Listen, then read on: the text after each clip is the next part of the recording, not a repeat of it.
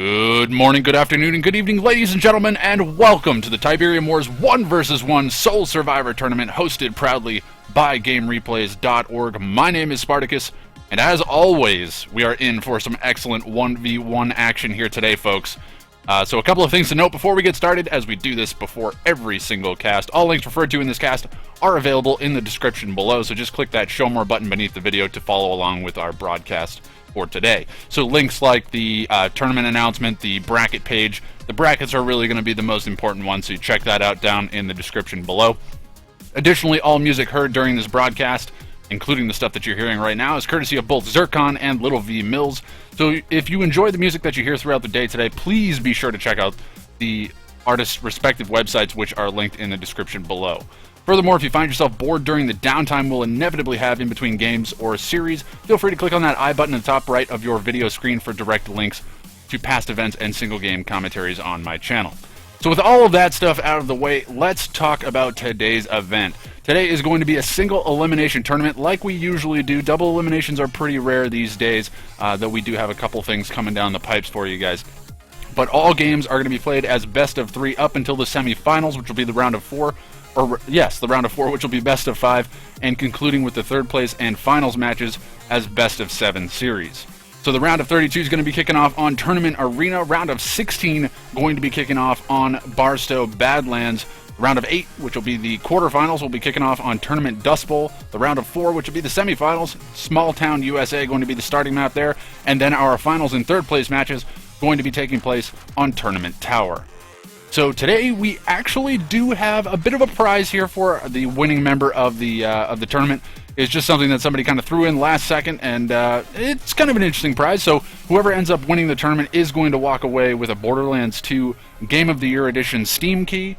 So that's just a nice little way of sweetening the deal here for playing with us today. And again, we have intentions of including some additional, prizes here and there. I've actually got a Grey Goose Steam key to give away at some point in time that I've managed to hold on to for a while now. Just trying to find the right opportunity to give this away, as well as some other funds and stuff that are kind of in escrow. We'll call it that for now. So yeah, let's with that said, let's take a look and see if the brackets have been posted. I think they may have, as I was just updated here. Let's see. Okay. Well, it doesn't look like the brackets have been updated just yet, but I would imagine they are primed to go live any moment. So with that said, I think we're going to take a very, very short break, wait for the brackets to be updated, and then we will be jumping into our first game, as well as giving you guys a very quick bracket update for the beginning of the day to give you guys an idea of what the bracket's going to look like and see if we can figure out what players are actually here today. One of note that we haven't seen around in recent weeks is actually Bikerush owns. He has returned for today, so it should be interesting to see how he does. He is actually streaming over on Twitch as well, so you can check him out over at twitch.tv/Bikerush, and if you guys don't already follow him as it is. So with that said, let's take a quick break. We'll wait for the brackets to be updated, and then I will give you guys a lightning speed bracket update. So thank you all for joining me this morning. It looks like we've got a small crew this morning, which is not too bad. It's a Saturday, so you guys may be kind of thrown off. I apologize for any of you that are watching the VOD after the fact and said, "Oh, I thought it was on a Sunday. You always stream on Sundays." But today we did it on a Saturday because of my schedule and then some other external factors. So we wanted to make sure that we could get stuff up and running and not overlapping other things here and there. So we are going to take our little break, even though I've said that like 3 times now, and we'll wait for the brackets. So be sure to stick around.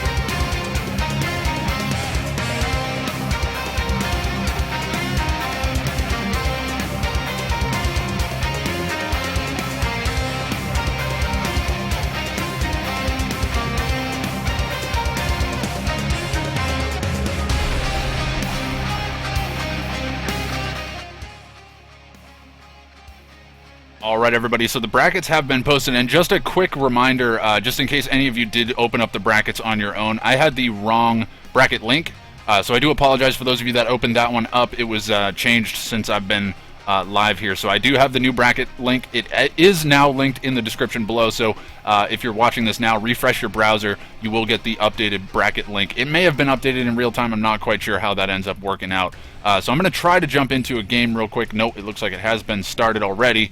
A little bit of a bummer they started without me. So with that said, let's pull up the brackets, get this one up and running. Actually, you know what? I am going to try to track down my first game here.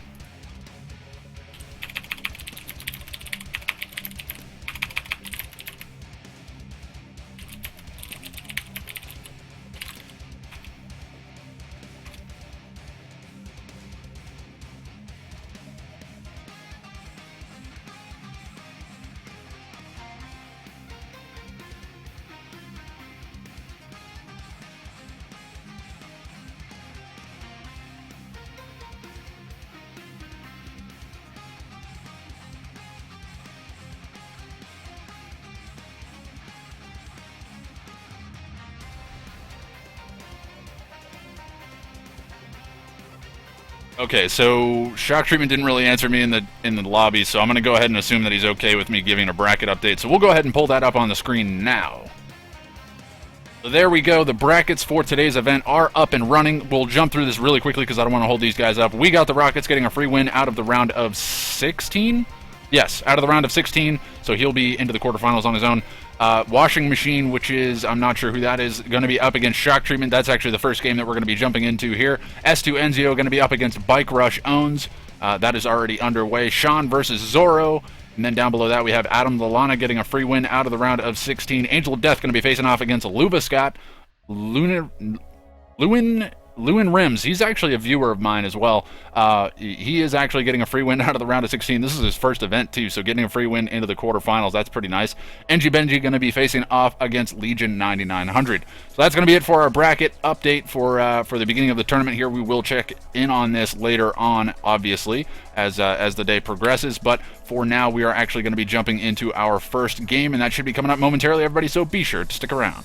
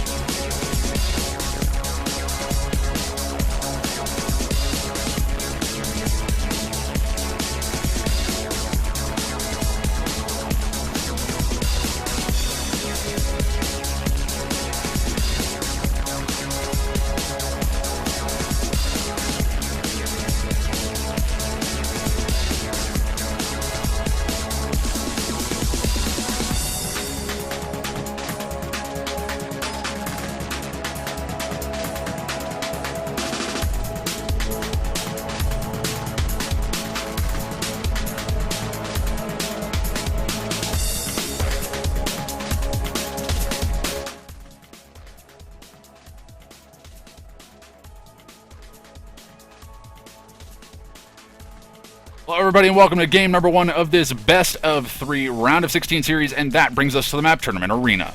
And spawning in the upper left hand corner as the purple nod, we have Washing Machine. And then down in the bottom right corner as the pink nod, we have Shocktreatment. So I'll pull the scoreboard up here. Let me just get the scores updated. Oh, those scores look disgusting. Never mind, I'm gonna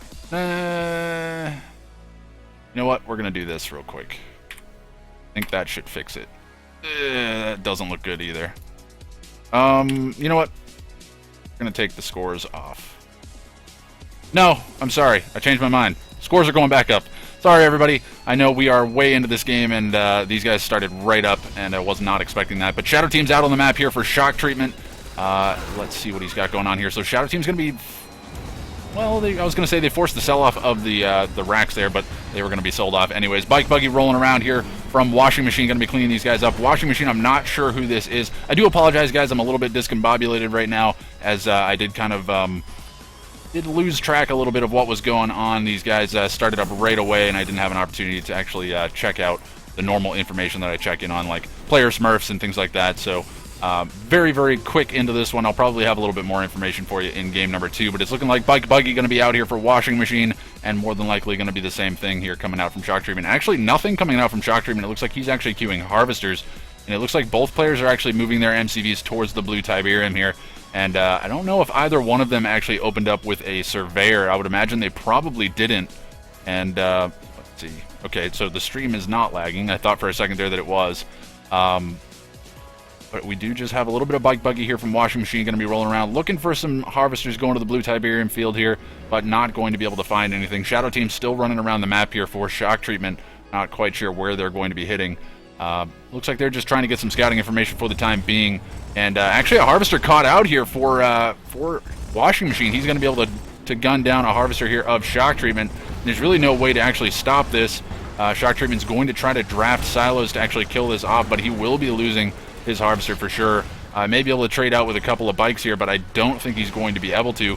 Actually, the trading is really good from Washing Machine. I think he managed to pick up a bike kill as well. So he's going to be feeling pretty good about that. He's actually pretty far ahead at this point in time. We do have some rocket squads that have made their way across the map. It looks like the Shadow Teams are being chased down. Not sure what they hit. It looks like they may have hit a power plant or something. Honestly, not sure what it was. Couldn't have been Tier 2. It seems a little too early for Tier 2. Especially in Tiberium Wars, typically the Tier 2, you would only go for that if you're going to be going straight into a Tier 3, and you want to get your refineries up on the blue Tiberium field pretty quickly here. So we do have a few bikes here to actually defend these Harvesters from Shocktreatment. Not very much, though, as it looks like he invested quite a bit into these Shadow Teams. They're going to be trying to jump into that bunker. They should be able to get in there. Looks like one member of that Shadow Team did go down. They should be safe for a little while. Washing Machine could actually commit and just kill this bunker off. It will take quite a bit of time, though, as he does not have a huge number of bikes. But the Bike Buggy here from Washing Machine actually going to be rolling into the base of Shocktreatment, going to be looking to go for some Harvesters here. Shocktreatment's actually managed to mass up to a decent number of bikes now. Doesn't have a whole lot of buggies, but he will definitely be able to overwhelm this amount of forces here from Washing Machine, as the majority of the units are, in fact, those buggies. So not a lot of damage output. They do have the tank ability, but with that number of bikes out on the map for Shocktreatment, they will snipe them down pretty quickly, even with the amount of tank ability that the buggies do have. These guys just kind of chilling out here for the time being, just Bike Buggy around the map. Doesn't look like either one has invested too heavily in the Bike Buggy. It looks like a Scorpion Tank transition coming out now from Washing Machine. I would imagine the same thing is on the cards here for Shocktreatment. He does have a decent amount of Bike Buggy, though, so yep, it is going to be triple War Factory Scorpion Tank spam here. Not sure if he's actually queuing something else out of this War Factory. It looks like he's now building something. Wanted to get that extra refinery down. Blue Tiberium almost harvested out here for both sides, and the Bike Buggy actually going to be engaging in here, and Shocktreatment, he just wants to thin the numbers here. And this is actually a smart move when you're out on the map, especially if you have the superior force. You can actually engage in and just try to trade cost effectively, but the important thing is to actually trade effectively. If you go in and just kind of sacrifice a bunch of units and only kill a couple of units in return, you put yourself actually pretty far behind. But this Bike Buggy army here from Shocktreatment is actually a pretty significant threat, and Washing Machine is going to have to respect this. He's going to have to keep the Scorpion Tank army at home, which they're not going to be. So it looks like Shocktreatment is going to be getting some free kills on some Harvesters here. Absolutely nothing here from Washing Machine to defend it. It looks like he should be able to come in and clean up this Bike Buggy, or at least the majority of it once they come in. Doing a nice job of pathing around that refinery to keep out of range of the majority of those Scorpion Tanks. But it looks like they did manage to take down a couple of those Harvesters, but the majority of the Bike Buggy, if not all of it, will be going down. And it looks like the Scorpion Tank army from Washing Machine has reigned supreme here. He does have significant numbers here as well, so that's actually a very good thing to have. And we do have a, it looks like we have an air tower down as well. Not sure what he's planning on queuing out from that. Looks like there were actually Venoms on the way. Interesting choice. Venom's going to be coming out. Maybe getting some stealth detection. Oh, great concave coming out from Shocktreatment. This is going to be thinning the numbers from Washing Machine significantly. Oh my god, this concave is amazing. We do have a mine drop behind some of these Scorpion Tanks, but it's not going to be behind the majority of them. A couple of them do go down, but the Scorpion Tank line here from Shocktreatment is just superior to that of Washing Machine, and so many of those Scorpion Tanks have already gone down. It looks like we do have a Venom out to actually detect those mines, but it's not going to matter too much. Shocktreatment has absolutely won this fight. and we can see all of those Scorpion tanks have been managed to get cleaned up, and he's going to continue to chase them down in the bottom left corner. He should be able to continue to give chase and just continue to smash through the space. I don't know what Washing Machine's really going to be able to do. He has tier 3. He needs to get obelisks out, and he needs to get them out now. It looks like one is ready to drop, but I don't think it's going to be enough to actually hold off against this number of Scorpion tanks. Scorpion tank army from Washing Machine out of position. He will be losing his air tower for sure, but those Venoms should be able to sit over the top of these Scorpion tanks and be able to rain down fire with no real recourse. There's no real anti-air here from Shock Treatment, but he doesn't seem to be too worried about it, as those Venoms don't do a tremendous amount of damage. They will pick off the weakened Scorpion tanks over time, so we will probably have to invest in a couple of buggies or something to actually deal with those guys. But the Scorpion tank army here from Shock Treatment is pretty significant. We do have a Flame tank out from Shock Treatment as well, going to be flaming down the Tiberium spike of Washing Machine. Very smart move here as we head into the kind of late game here. It's kind of the tail end of the mid game, headed into the late game here, as we do see the Scorpion tank army still trolling around here.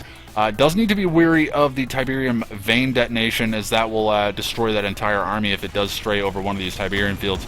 Dozer Blades are done now for Shock Treatment as well, so those tanks going to be a lot more tanky. Still no anti-air here from Shock Treatment from what I can tell, and those Venoms are just going to be flying over the top. We do have a Tiberium Catalyst Missile. It looks like the Venoms were actually there to spot that out. And 2 refineries as well as a harvester, or a couple of harvesters, going to be going down there. So a devastating Tiberium Catalyst Missile, that's the word I was looking for, going to be going down there, going to be hurting Shock Treatment's economy quite a bit. But honestly, there's just no standing army here from Washing Machine.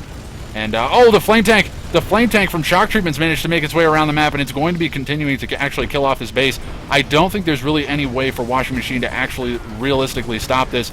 An Avatar trying to get into range, but honestly, Shock Treatment can just engage into this. I don't know why he's pulling away. He can definitely kill that stuff off. Seems like he's worried about the Venoms? No, he can't possibly be worried about the Venoms. He's maybe trying to just... I know what he's trying to do. He's trying to pull that Avatar out of position so that this Flame Tank can go heroic and continue to do whatever it wants on the backside of things. Washing Machine going to be throwing in the towel there, realizing that he's too far behind, and Shock Treatment's going to be up 1-0. So pretty solid game number 1 there. It looked like it actually was looking pretty good there from Washing Machine when he completely cleaned up all that bike buggy, but then Shock Treatment just punished him for the misposition of those Scorpion tanks, and he just had the superior concave there, so absolutely smashing through in that game. And Shock Treatment going to be up 1-0 in this best of 3 series. We're headed into game number 2, everybody, so be sure to stick around.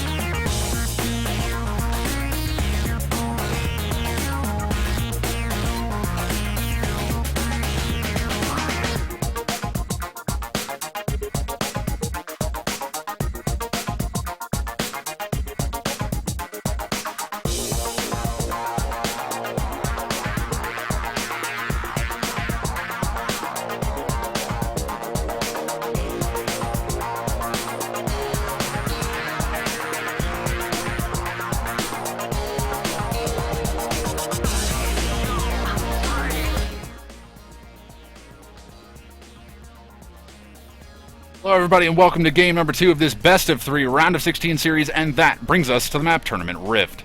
And sliding over to the left hand side as the purple scrin, we have Goofing. Or Washing Machine. I think I referred to him as Washing Machine in the last game. I think Shock Treatment has confirmed that it is in fact Goofing. But then sliding over to the right hand side as the pink scrin, we have Shock Treatment. I'm going to go ahead and pop this up on the screen here. I have changed out the names here. It will be Goofing that I'm putting up on the scoreboard here. He is smurfing as Washing Machine, so I do apologize if I am wrong. I'm assuming that Shock Treatment's game name was, in fact, the name of this guy here. And it sounds about right. I think this guy sounds familiar. I'm not quite sure who he is. Again, not terribly familiar with Tiberium Wars. And I think DT Luna in the chat here saying that there is no Tib vein in Tiberium Wars. I didn't know that. So yeah, again, my knowledge of Tiberium Wars is lacking, to say the least. trying to get up to speed. I guess I should probably spend some time and actually become very familiar with the game, but overall, I'm not too fussed about it. I think we know enough to get started here. Early outpost out from Goofing, and going to be seeing actually a forward warp sphere. This is kind of dangerous if it's spotted by Shocktreatment, though I don't think it has been. And it looks like he should be able to keep that forward warp sphere alive, but the problem is now there's a decent number of buzzers out here for Goofing. He should be able to deal with these disintegrators once they come into range, but it looks like there are a decent number of disintegrators out on the top of the map here for Shocktreatment, so that's actually a threat that he needs to deal with. We do have a buzzer hive down here from Goofing to actually hold this off, and it looks like the... Okay, so all the disintegrators here down on the bottom side have been cleaned up, and it looks like Shocktreatment is going to try to run away up in the top, though there are a couple of gunwalkers out to actually chase these guys down. They actually need to cut and run. Don't want to be losing too many of these guys too early on, but it looks like he should be losing maybe one. No, actually, he should be able to clean all these guys up, so that's actually a pretty devastating loss there for Shocktreatment early on. He's lost a lot of disintegrators without really actually putting any damage on Goofing, and now Goofing has the forward expansion as well, so going to be ahead in economy here, and also has a forward map presence here, so he definitely has map control at this point in time. We'll have to see if Shocktreatment can maybe put some pressure on the bottom side of the map, realizing that Goofing doesn't actually have an expansion down there, though we very well could see the drone ship actually pack up and move down there later on. It will likely end up being the case. Disintegrators here down on the bottom of the map, maybe looking for some Tiberium spikes to actually kill off, but it does not look like that's going to be the case. May actually signal Shocktreatment to send down some assimilators to actually capture that. He does have a foundry as well, interestingly enough. So it looks like we do have double production here. Is that foundry actually producing anything? No, it's not. Maybe just keeping this around, thinking that if he loses his drone ship, it won't be a huge loss. Or maybe just to get power up and running. Not sure what the foundry's for, but it likely was part of Shocktreatment's strategy here. Might very well still be. But a third refinery coming down on this field, that's interesting. Obviously an interesting way of playing Tiberium Wars here, as we do have Devourer tanks coming out now for Goofing. Got that tier 2 down on the front lines. We have a third refinery down on this field, so Goofing feeling pretty comfortable here in the middle of the map, and honestly holding on to this Tiberium field is going to be good. Again, he needs to start shifting control here down to the bottom side of the map, as we did see Shocktreatment actually take out the Tiberium spike here of Goofing. So Shocktreatment does have the economy advantage in terms of Tiberium spikes, and it looks like we do have an Explorer coming out from Shocktreatment, going to be headed towards the blue Tiberium field. So again, Shocktreatment playing this well, realizing that he doesn't really have an opportunity to hold on to that green Tiberium field in the center, is instead going to put pressure on the bottom side of the map, and that's exactly what he needs to do. It'll also give him a good striking point for hitting this field later on, as that's going to be the late game economy there for Goofing. And obviously, if he can get that blue Tiberium field to himself, he's going to be feeling very good about that. Isn't actually deploying that Explorer just yet. He may actually send this down to the bottom left corner of the map. That would be interesting. If he sends it like down here, that would be pretty scary. Ooh, Shocktreatment, where are you going with that, man? I thought he was going to the blue Tiberium field, but it does not look like that's the case. Goofing seems to be content with just kind of chilling out here in his own base. It looks like a decent number of Seeker tanks are going to get caught out here by the Devourer tanks. No, actually, the Seeker tank's going to be chasing them down. Trading 1 for 1 in that situation, that's actually really good there for Shocktreatment. He's going to be feeling very good about that. And honestly, he's just trying to pull these Devourer tanks out of position, and all of the Devourer tanks are chasing. So I don't know about the decision to send all of them. Maybe 3 or 4 would have been fine, but honestly, it's a little bit too late to change his mind now. So it is going to be an outpost down from Shocktreatment way down in the bottom left corner, so he does have an opportunity to steal away that green Tiberium field and get himself some map presence here, as he has been set back here.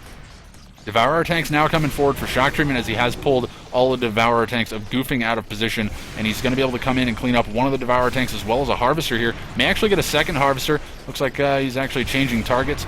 Second Harvester does go down, but Tripod's coming out now for Goofing, and likely going to be seeing at least a Devourer tank or 2 going down here. We do see Shocktreatment trying to signal the retreat here, and we do have 1 Devourer tank going down, so actually an extremely good trade there for Shocktreatment. We do have Annihilator Tripods coming out now for Shocktreatment. Way overextended, though. That Tripod's going to be going down, and it's looking like Goofing's army here is feeling pretty comfortable to continue to press forward. He has 2 Tripods on the front lines. Stasis Shield? Will we be seeing a stasis shield in the near future? It does not look like there actually is a stasis chamber down on the map for Goofing at this time, interestingly enough. Stasis shield, I think, in this situation would just absolutely smash this base, because he could stasis shield this area here, get his forces into position, and just smash through this entire base. But again, Goofing has no idea that Shocktreatment is down here in the bottom side of the map. He's also dropped a portal and has sent 2 assimilators to actually grab these southern Tiberium spikes in the meantime. Let's see what's going on in the base. Looks like a couple of disintegrators have made their way around the map. No, I'm sorry, that's not disintegrators from Shocktreatment. That's actually the seeker tanks from earlier on. Now Shocktreatment managing to actually clean up some of the tripods here of Goofing, and Goofing has not managed to actually win this fight. I honestly think it's a missed opportunity there without their stasis shield, but then again, he likely knows this game a lot better than I do, so I'm not going to criticize too much. Second refinery comes down on this stealth expansion here from Shocktreatment. Going to be feeling good about that, and it just gives him a little bit of breathing room here. He can lose this base potentially and not be too worried about it. Obviously, this is the majority of his infrastructure here, so he doesn't want to lose too much of it, especially as Tier 2 and Tier 3. That would be pretty devastating because rebuilding that stuff is going to be expensive and take a long time and eat up that build queue. But those 2 refineries still just cooking away down there. Just 2 harvesters down there. He could actually drop a warp sphere down there, but probably not too fussed about it. Wants to keep his unit production on the front line up and running. Looks like the Tier 3 has actually been sold off. Not sure what happened there. Yeah, so Tier 3 has been sold off for Goofing. Maybe just worried that he's not going to be able to continue to fund on tripod production. He's got a decent number of tripods, and honestly, if he can just keep some assimilators on the front lines to actually grab those guys back when they do die, he should be fine. Goofing, again, he's managed to mass up to a decent-sized army, but he's not putting pressure on Shocktreatment, and not having a second expansion set up, he's going to be starved out for economy here very, very soon. And we did see all of these harvesters here get cleaned up by the seeker tanks, or maybe they've been rallied to the middle Tiberium field. Station shield comes down from Shocktreatment, and this is exactly what he needed to do. This will just be allowing him to add insult to injury here, as he does have the superior tripod army. He should be able to come in and honestly win this fight once that station shield wears down, but it doesn't look like he wants to engage into it, and I don't blame him. We do have... Okay, so the Mastermind coming forward here, going to be able to grab one of the tripods of Goofing, and just going to be looking to trade here cost effectively. Oh, it looks like we do have the Buzzer Swarm support power going to be coming out from Goofing, going to be taking down that Mastermind, so going to be feeling good about that. And immediately that tripod grabbed back here by Goofing with the assimilators. He actually needs to grab that tripod husk here in the top right. Not sure where this army's headed. It looks like they're just trying to get back into range of the warp sphere for repairs. So Goofing kind of camping this one out. Shocktreatment feeling very good about being able to camp this one out. He's actually got attenuated force fields online now as well, or force field generators. Where did my mouse go? Oh, okay, washing machine's been defeated.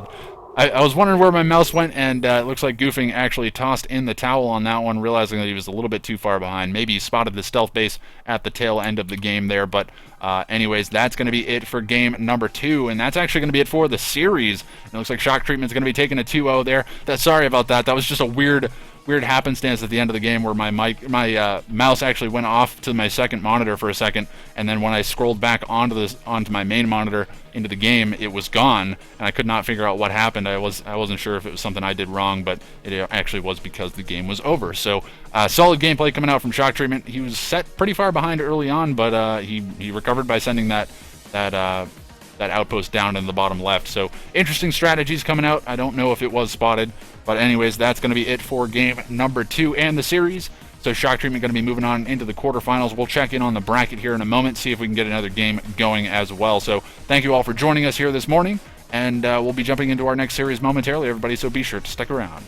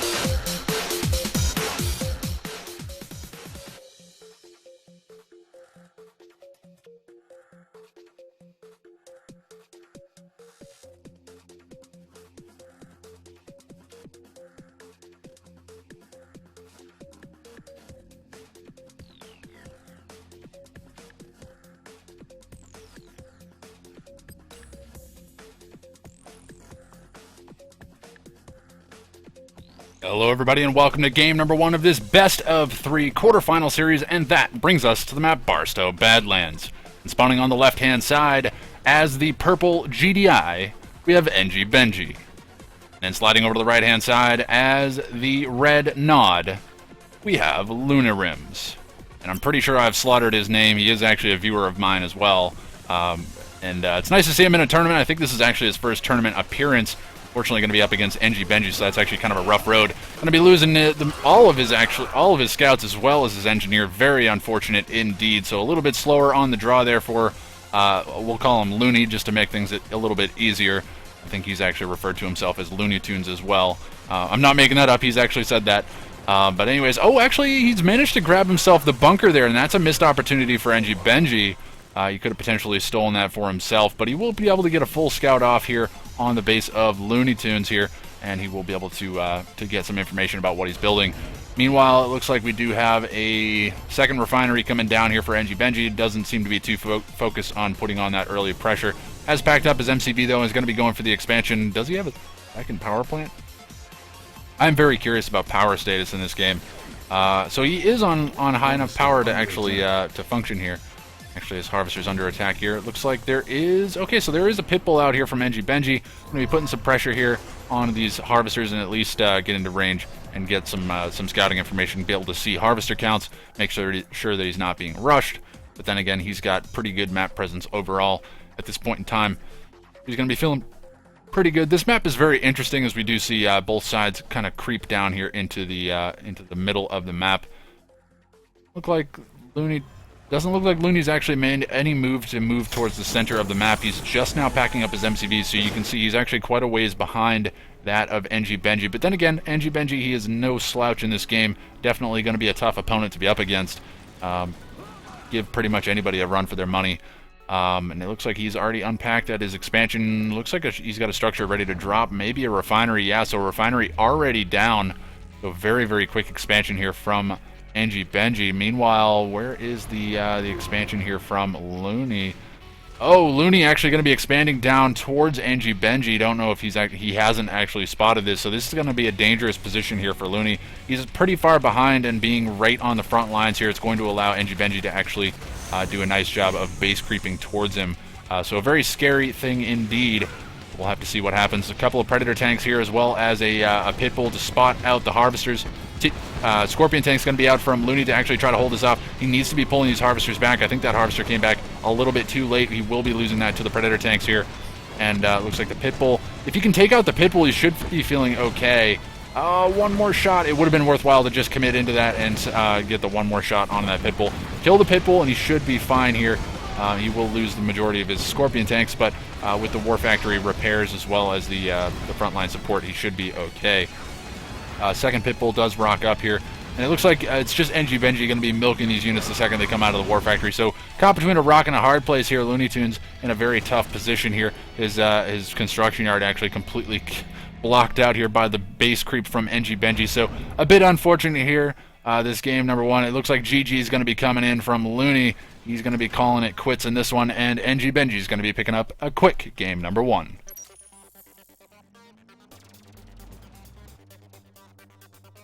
And it looks like my scoreboard has frozen there. There we go. Okay, so it finally did close.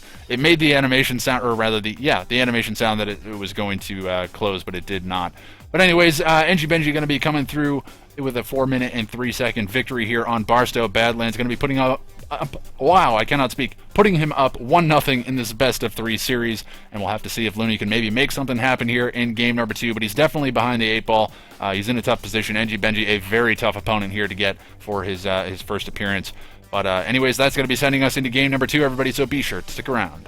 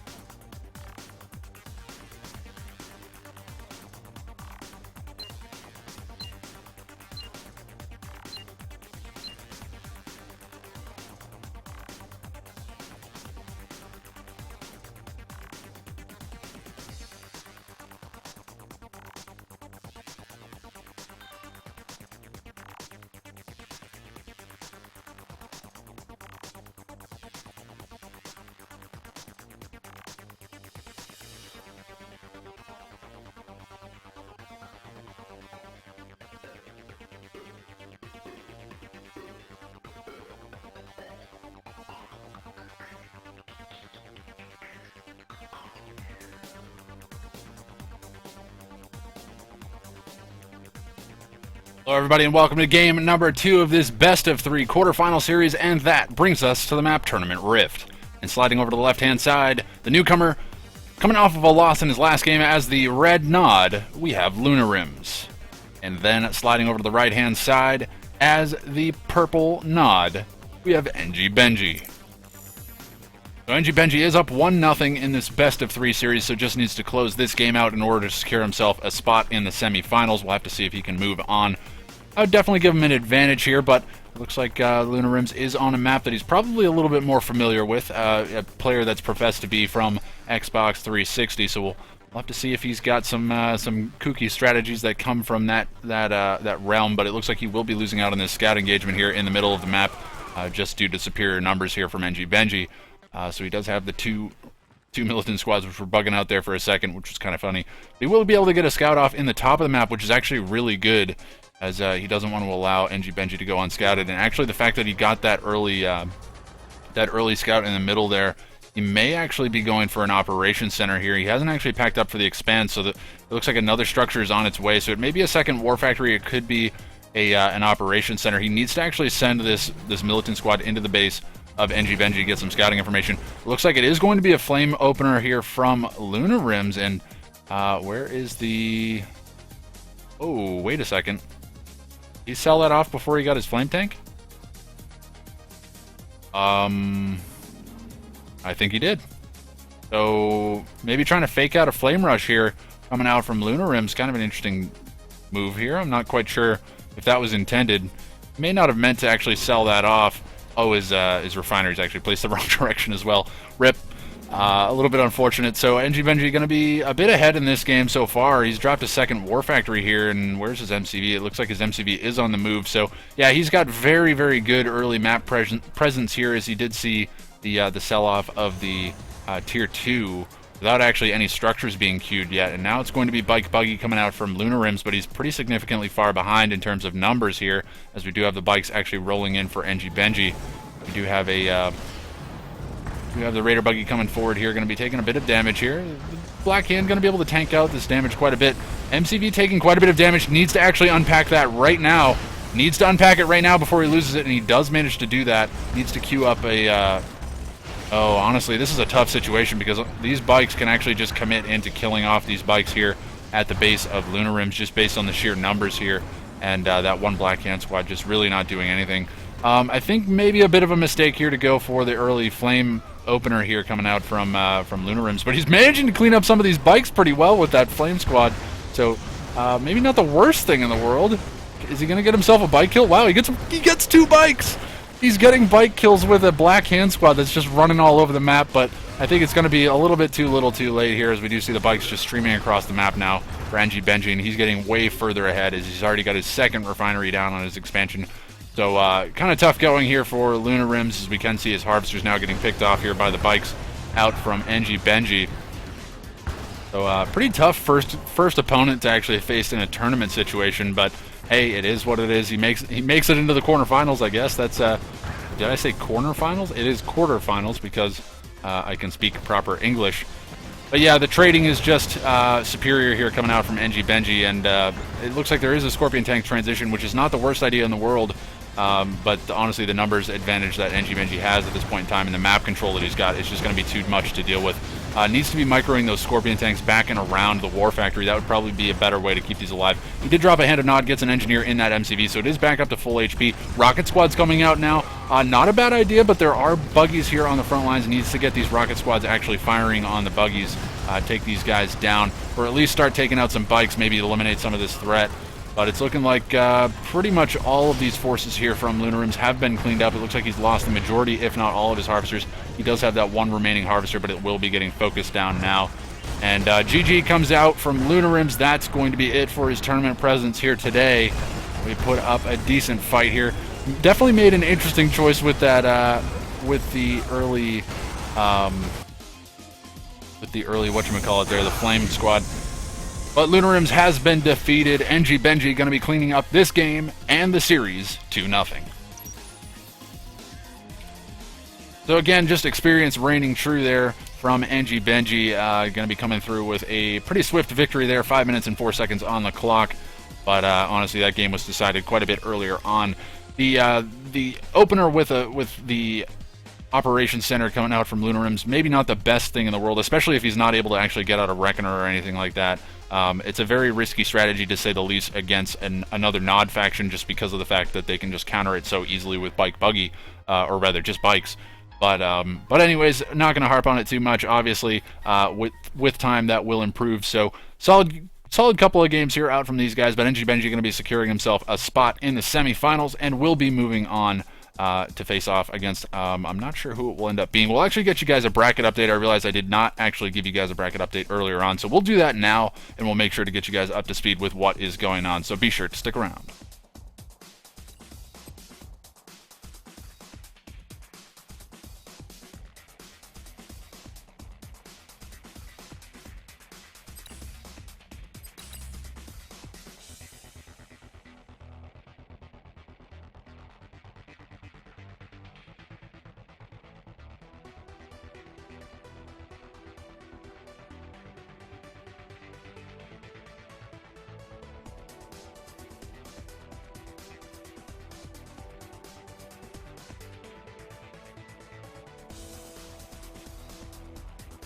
Alright everybody, so let's get a quick bracket update and see how things have kind of panned out here across the board.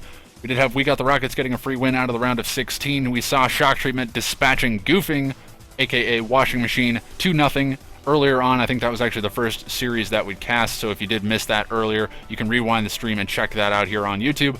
And then we do see S2NZO getting 2-0'd by Bikerush Owns. So Bikerush in decent form here today, despite a decent absence here from Tib Wars and from Command & Conquer in general, I guess. Sean getting 2-0'd by Zorro. I believe Bikerush versus Zorro is actually underway as we speak. May be concluded, I'm not quite sure. You can check that out over at twitch.tv/Bikerush.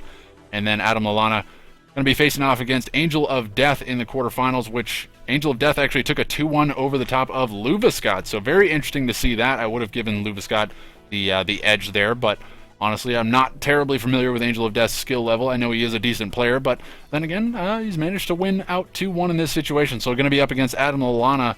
And down below that, we saw Looinrims get a free win out of the round of 16, faced off against Enjibenji, who took a 2-0 over the top of Legion 9900. He then went on to take a 2-0 over Looinrims, so he's already secured himself a spot in the best-of-5 semifinals, which is coming up. And I'm not quite sure where the rest of these series are. They're likely probably still in progress. We had 2 very quick games come out for our quarterfinal series here. So we'll check in, see if maybe we can catch the tail end of one of these quarterfinal series before we head into the semifinals. If not, we'll be jumping straight into the semis. But with that said, we're going to be taking a short break, try to track down our next game, and we'll be jumping right into it. So be sure to stick around.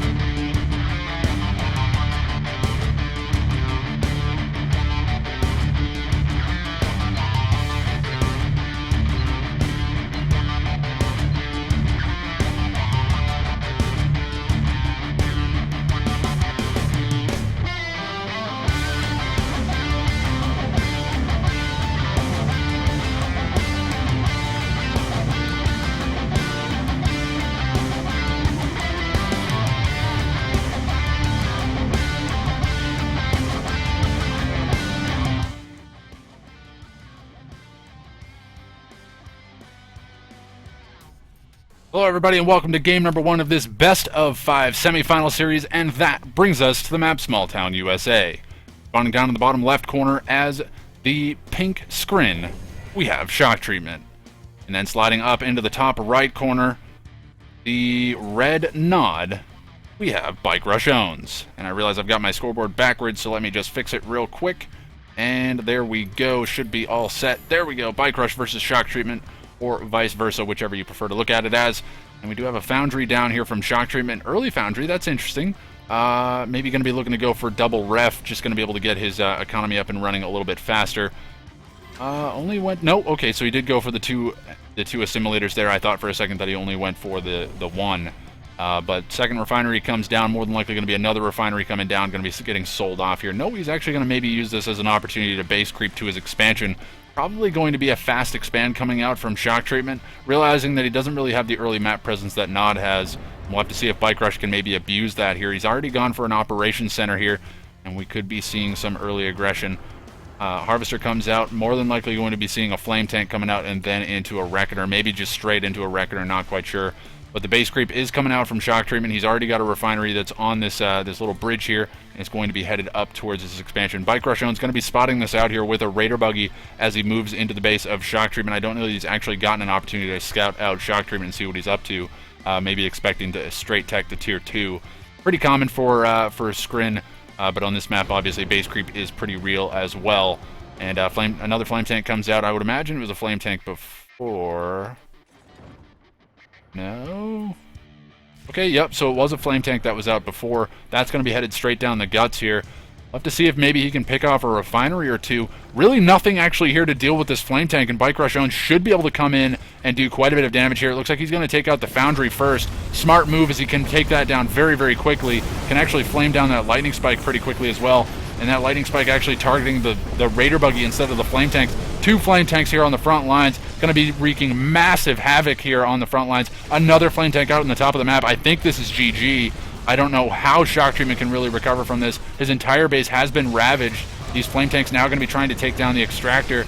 I think that one flame tank has enough damage to actually take down that extractor as well. So that's going to be pretty much the entirety of Shocktreatment's build, which is gone now. He's managed to clean up this flame tank in the top of the map, which is allowing him to actually survive on this expansion. He does have a foundry there as well, so his build's not completely gone, though. This flame tank is actually rallying up from the south. He's going to be looking to go for a foundry kill here. Should be able to kill that off pretty quickly. May actually turn the turrets on this warp sphere. No, actually, he's going to commit for the refinery. Not the worst idea in the world. If nothing else, he gets a lot of damage on that refinery and makes it an easy target later on, or forces the repair here coming out from Shocktreatment. That's exactly what's going to be on the cards here. Refinery comes down now from Shocktreatment, so not really batting an eye too much at this. He's just going to keep on keeping on here in this game. Bikerush definitely ahead in this game and going to continue to abuse that here. He's got double war factory down, has 3 refineries down. MCV actually just kind of chilling out here. I would imagine this is a miss micro here from Bikerush. He really wants to get that MCV back to work, and there it goes. He's actually going to send that MCV forward. I kind of like that decision. He should be sending that forward to actually potentially put some pressure here on Shocktreatment, realizing that he's pretty far ahead. Black Hand Squad going to be able to clean up that buzzer, which was in that garrisonable structure. It looks like he was trying to micro it in and out to actually kill this stuff off. A couple of Seeker tanks going to be getting misrallied here, going to be going down. The Scorpion tank push here coming out from Bikerush. And now it's going to be Seeker tanks versus Scorpion tanks, and that's not going to be a good situation here for the Seeker tanks. Decent concave here coming out from Shocktreatment. He's actually doing a nice job of trading with these Scorpion tanks, but honestly, the numbers here from Bikerush are just too significant. Black Hand Squad on the front line is going to be trying to deal with this portal, and I don't know that they've got the damage. We do have the Buzzer Hive on the backside. Should be able to clean up that Black Hand Squad without too much more trouble. Portal does survive with just a tiny bit of HP. We do have Devourer tanks out from Shocktreatment, going to be trying to hold the line against these Scorpion tanks. Going to likely have to sacrifice a couple of these Devourer tanks to actually continue fighting here. But honestly, this may be well and over here for Shocktreatment. Looks like that Harvester actually bugging out a little bit there.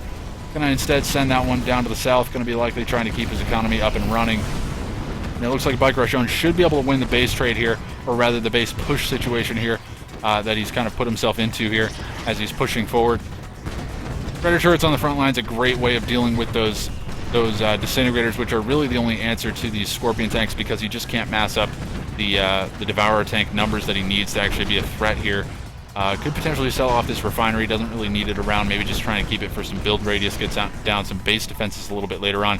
Tier 2 going to be getting focused down now and actually will not be able to save that, so not sure what Shock Treatment's plan here is. I can't imagine that he's got too much more up his sleeve. I think he's thrown pretty much except the kitchen sink at this attack here from Bikerush Owns and just not able to hold it. And he's going to try to trade against these Scorpion tanks here, but that one Devourer tank's just not going to be enough. And now the Warp Sphere here from Shock Treatment going to be getting focused down. The Bikerush Owns, it looks like he's managed to clean himself up a quick game number 1. And Shock Treatment not ready to throw in the towel. Not sure what he's got around the map, if there's something that I'm missing that is convincing him to stay in this game. He's actually dropped a portal. And he's actually got a photon cannon down as well, so not ready to give up on this one just yet, despite being significantly behind in this game. Bikerush Owns, he's already dropped refineries on this expansion. 3rd refinery comes down. Not a whole lot of harvesters, though. We can see them rallying over now. So Bikerush all over it at the moment. So doing really well. Actually, this is a lot better than what I was expecting out of Bikerush, considering he's been kind of on hiatus here from Command & Conquer, though then again I don't know exactly whether or not he's been playing or not. I just haven't been seeing him around as much, but yeah, it looks like he's actually still got 2 refineries on this field. Could potentially sell one of them off. He's maybe using one of these refineries as a staging point for leeching this green Tiberium field here down in the bottom right. Meanwhile, Shock Treatment, he's still alive here down in the bottom left. As we can see, he's actually dropped his tier 2, doesn't actually have a Warp Sphere yet. Yeah, he doesn't have a Warp Sphere yet, so kind of interesting to go for that tier 2. Not sure what his plan is for it. A very interesting choice indeed, but there are a decent number of buggies out, likely to deal with any... oh, it's just Raider buggy spam. Okay, so it's just BM coming out from Bikerush. No, maybe not. Maybe he's expecting that there's going to be just a significant amount of disintegrators. But GG comes in from Shock Treatment, and that's going to be it for game number 1. Bikerush going to be up 1-0 in this best of 5 series. So again, pretty solid game coming out from Bikerush.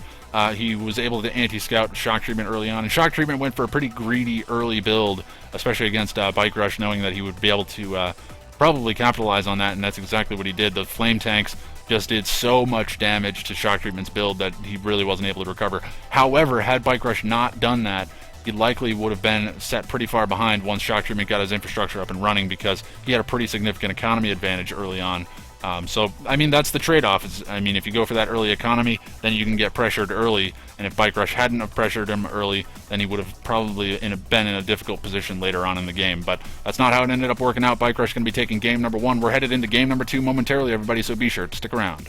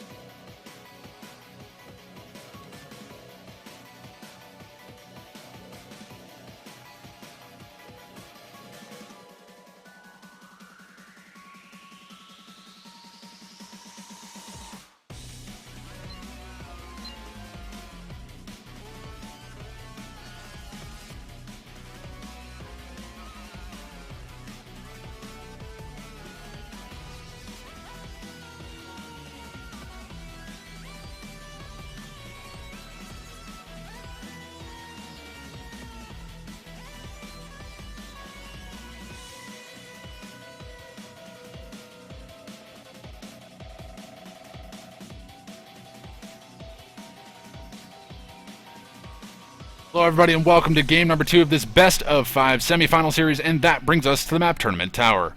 And spawning in the upper left hand corner, the man that is behind the 8 ball here and really needs to pick up a game.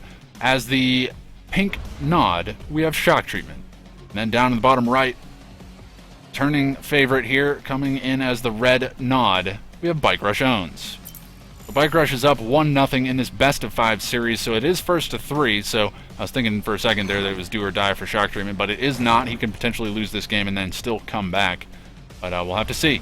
Neither one of these guys actually opting to go for Shadow Teams, interestingly enough. Maybe just want to get that expansion up and running quickly and don't want to get pressured off of this platform area. That's a pretty significant advantage if you can get the upper hand on that platform.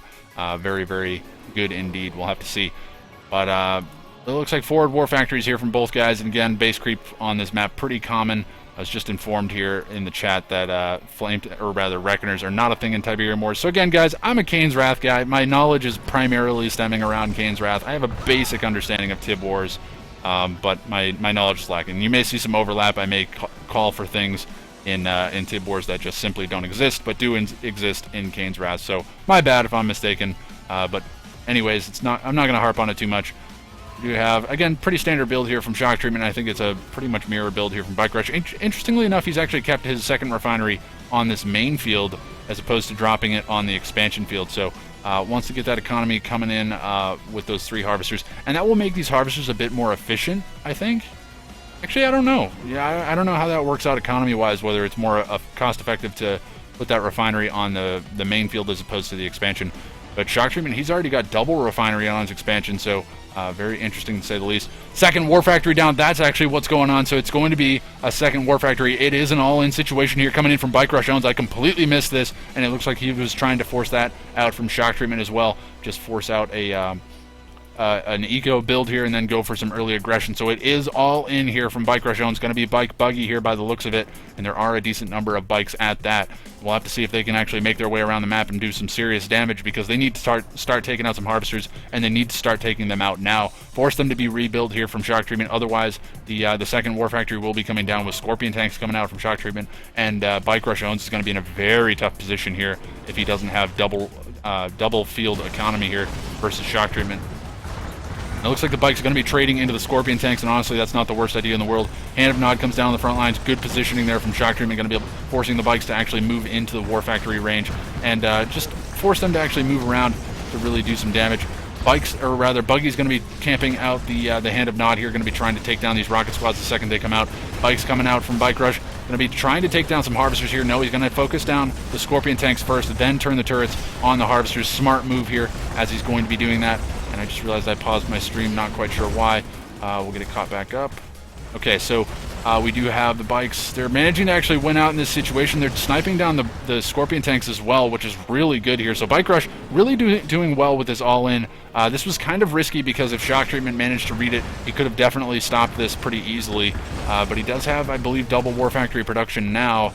And it's double War Factory Scorpion tanks going to be coming out. And eventually he will win out in this fight. He just needs to make sure not to lose too many harvesters, and it looks like another harvester going to be going down there. A couple of bikes going to be cleaning that up on the backside of things. But the buggy's going to be tanking a lot of damage here, and it looks like a militant squad's made its way across the map as well. So Shocktreatment, he's taking a lot of harvester losses here, but he's got a decent number of Scorpion tanks out on the map. Meanwhile, what has Bikerush transitioned into? He's usually good at transitioning out of this stuff. Nope, he's going to be spamming out Scorpion tanks, pretty comfortable with the amount of damage that he did early on, and maybe now he's thinking that he can trade more cost effectively with these Scorpion tanks, or realizing that he just can't afford to go for an MCV at this point in time. Didn't do enough infrastructure damage to really try to warrant another MCV coming out at this point. It is potentially a threat later on. Harvester going to be getting pressured down by a couple of bikes here. It looks like Militant Squad's going to be rallying to this. A single member of that Rocket Squad going to be trying to deal with it as well.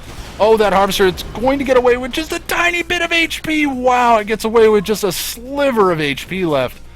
So Bikerush not going to be able to take down that Harvester. Very close to doing so, though, and if he did, that would have been actually a pretty significant loss there for Shocktreatment, because he's lost a lot of Harvesters.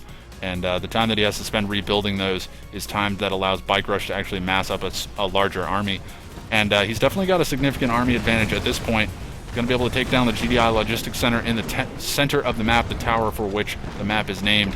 And now it is going to be the trading battle here coming in from Bikerush. He needs to win out these trades, and it looks like he should be able to do that no problem. The War Factory support here from Shocktreatment not going to be good enough. The numbers advantage is just too significant here coming in from Bikerush, and the focus fire is good as well. So pretty solid game here coming in from Bikerush. You can see he's actually got a couple of bikes that are coming in and adding damage from the back lines. And they're doing a great job of poking down these Scorpion tanks, and it looks like all of them have been managed to be cleaned up. And not sure what is going on the back side of things. It looks like all of the harvesters here from Shocktreatment are actually on this back Tiberium field. And now they're being pressured here as the bikes and Scorpion tanks move into position. And Shocktreatment, it looks like he's lost all of his forces here. That last Scorpion tank does go down. Not sure if he's got a Hand of Nod. He does have a Hand of Nod here. Could be seeing some rocket squads coming out, but more than likely Bikerush owns just going to be sending those Scorpion tanks to actually crush them. And Shocktreatment maybe just scratching his head, trying to figure out what he could have done better in this game, but he's in a very tough spot right now. We do have Scorpion tanks streaming across the map here for Bikerush. They are getting picked off, though, as Shocktreatment's reinforcing from the back lines. Looks like Shocktreatment's not ready to throw in the towel just yet. I don't know how many harvesters he's really got left. No, he's sold off the majority of his infrastructure here. I don't know how many. He's got 3 harvesters left. 1 harvester going to be going down there, pretty heavily damaged. A couple of bikes going to be doing some nice harassment here, finding an opportunity to come in and get some free shots. Oh, one more volley could actually take that harvester out, and I think that's the last harvester of Shocktreatment. Yes, he's only rebuilt 1 other harvester. Actually, no, that harvester looks like it's been alive for a little while. But Shocktreatment down to 1 harvester in this game, and he's in a very tough position to say the least. Could be seeing an MCV coming out from Bikerush here in the near future. No, it looks like that is going to be either bike, buggy, or Scorpion tanks. Missed opportunity here, I think, for Bikerush. He could definitely get an MCV up and running and get himself up and over the top of Shocktreatment very easily and just make it so that there's really no comeback opportunity here for Shocktreatment, whereas I think if he sits here and tries to mass up more units and trade, it's just allowing Shocktreatment an opportunity here to stay alive in this game. 2 refineries down here for Shocktreatment. It looks like his MCV is still cranking away here, trying to keep that stuff up and running. But Shocktreatment not willing to actually give up on that MCV. He could have potentially dropped another war factory and sold up himself, but I think he's realized that he's so far behind that it just would not work out to his benefit. His benefit is trying to win the trades, trying to survive long enough to actually allow his MCV to do the job that it needs to do and just keep that economy rolling. And 3rd refinery does come down, more than likely just to get out some additional harvesters. But harvester's going to be getting focused down here as the bikes come into range. They should be able to clean up 2 harvesters. A 3rd harvester probably going to be going down. So I think that's all of the harvesting here from Shocktreatment. That's likely going to signal the GG from him. He has no real way of actually accruing any dollar amounts at this point, aside from just his Tiberium Strike, which, interestingly enough, Bikerush is left alive. I would have thought with his map pressure he would have been able to take that out at this time, but looks like he's invested all of his forces here into actually putting the pressure on his attack. And yeah, it's looking like Bikerush owns just continuing to take out all of these units on the front lines. GG finally coming in from Shocktreatment as his last Scorpion tank does go down, and that's going to be putting Bikerush up 2-0 in this best-of-5 series. So again, pretty solid game coming out from Bikerush. Shocktreatment, he tried to hold the line there against the all-in, but it's very difficult when you get that far behind, losing harvesters. And Bikerush, he just had good positioning as well. Like, his bikes were just in the right place to find harvesters that were out of position, or rather, the forces of Shocktreatment being out of position to try to defend those harvesters. So just really great rating from Bikerush, kind of living up to his name there. And in 8 minutes and 26 seconds, going to be securing himself game number 2. So he is up 2-0 in this series. Could potentially be 3-0ing Shocktreatment here and securing himself a spot in the finals. Either one of these guys definitely a contender for the finals victory here. We'll have to see who comes out on top in this series. And game number 3 coming up momentarily, everybody, so be sure to stick around.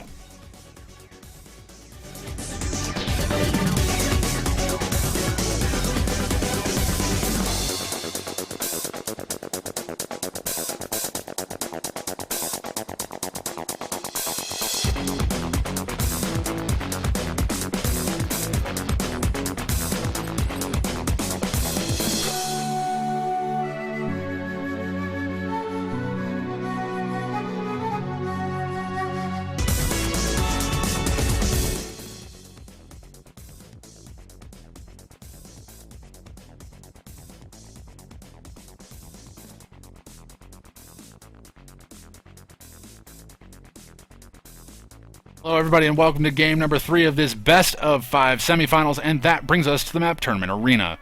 And spawned in the upper left hand corner as the pink scrin, we have Shocktreatment. And the man that is up 2-0 in this best of 5 series looking to secure himself game number 3. Down in the bottom right corner as the red nod, we have Bikerush owns. Just fix my scoreboard real quick and I'll give you guys an update real quick as well. You may have noticed that I cut my streaming off for just a moment there if you're watching the live broadcast. I do apologize. I did restart it right away. I wanted to make sure that I could fix this lag issue that everybody's reporting in the live stream. It probably won't be translated over to the video. If it does, I'm not sure what is going on. To be honest, everything looks clean and solid on my end, so I do apologize for those of you guys that are experiencing lag. I'll have to look into what the issue is. It may be some kind of an issue with YouTube live streaming. I'll have to look into it. I do apologize. Again, I don't want to miss this game, so we're going to stay with it for the time being, and maybe we'll have an opportunity to check in a little bit later on. So we did restart the stream. It looks like some of you guys are noticing that now. Hopefully we didn't actually miss any of the game. I don't think you did. As we can see, it is starting now.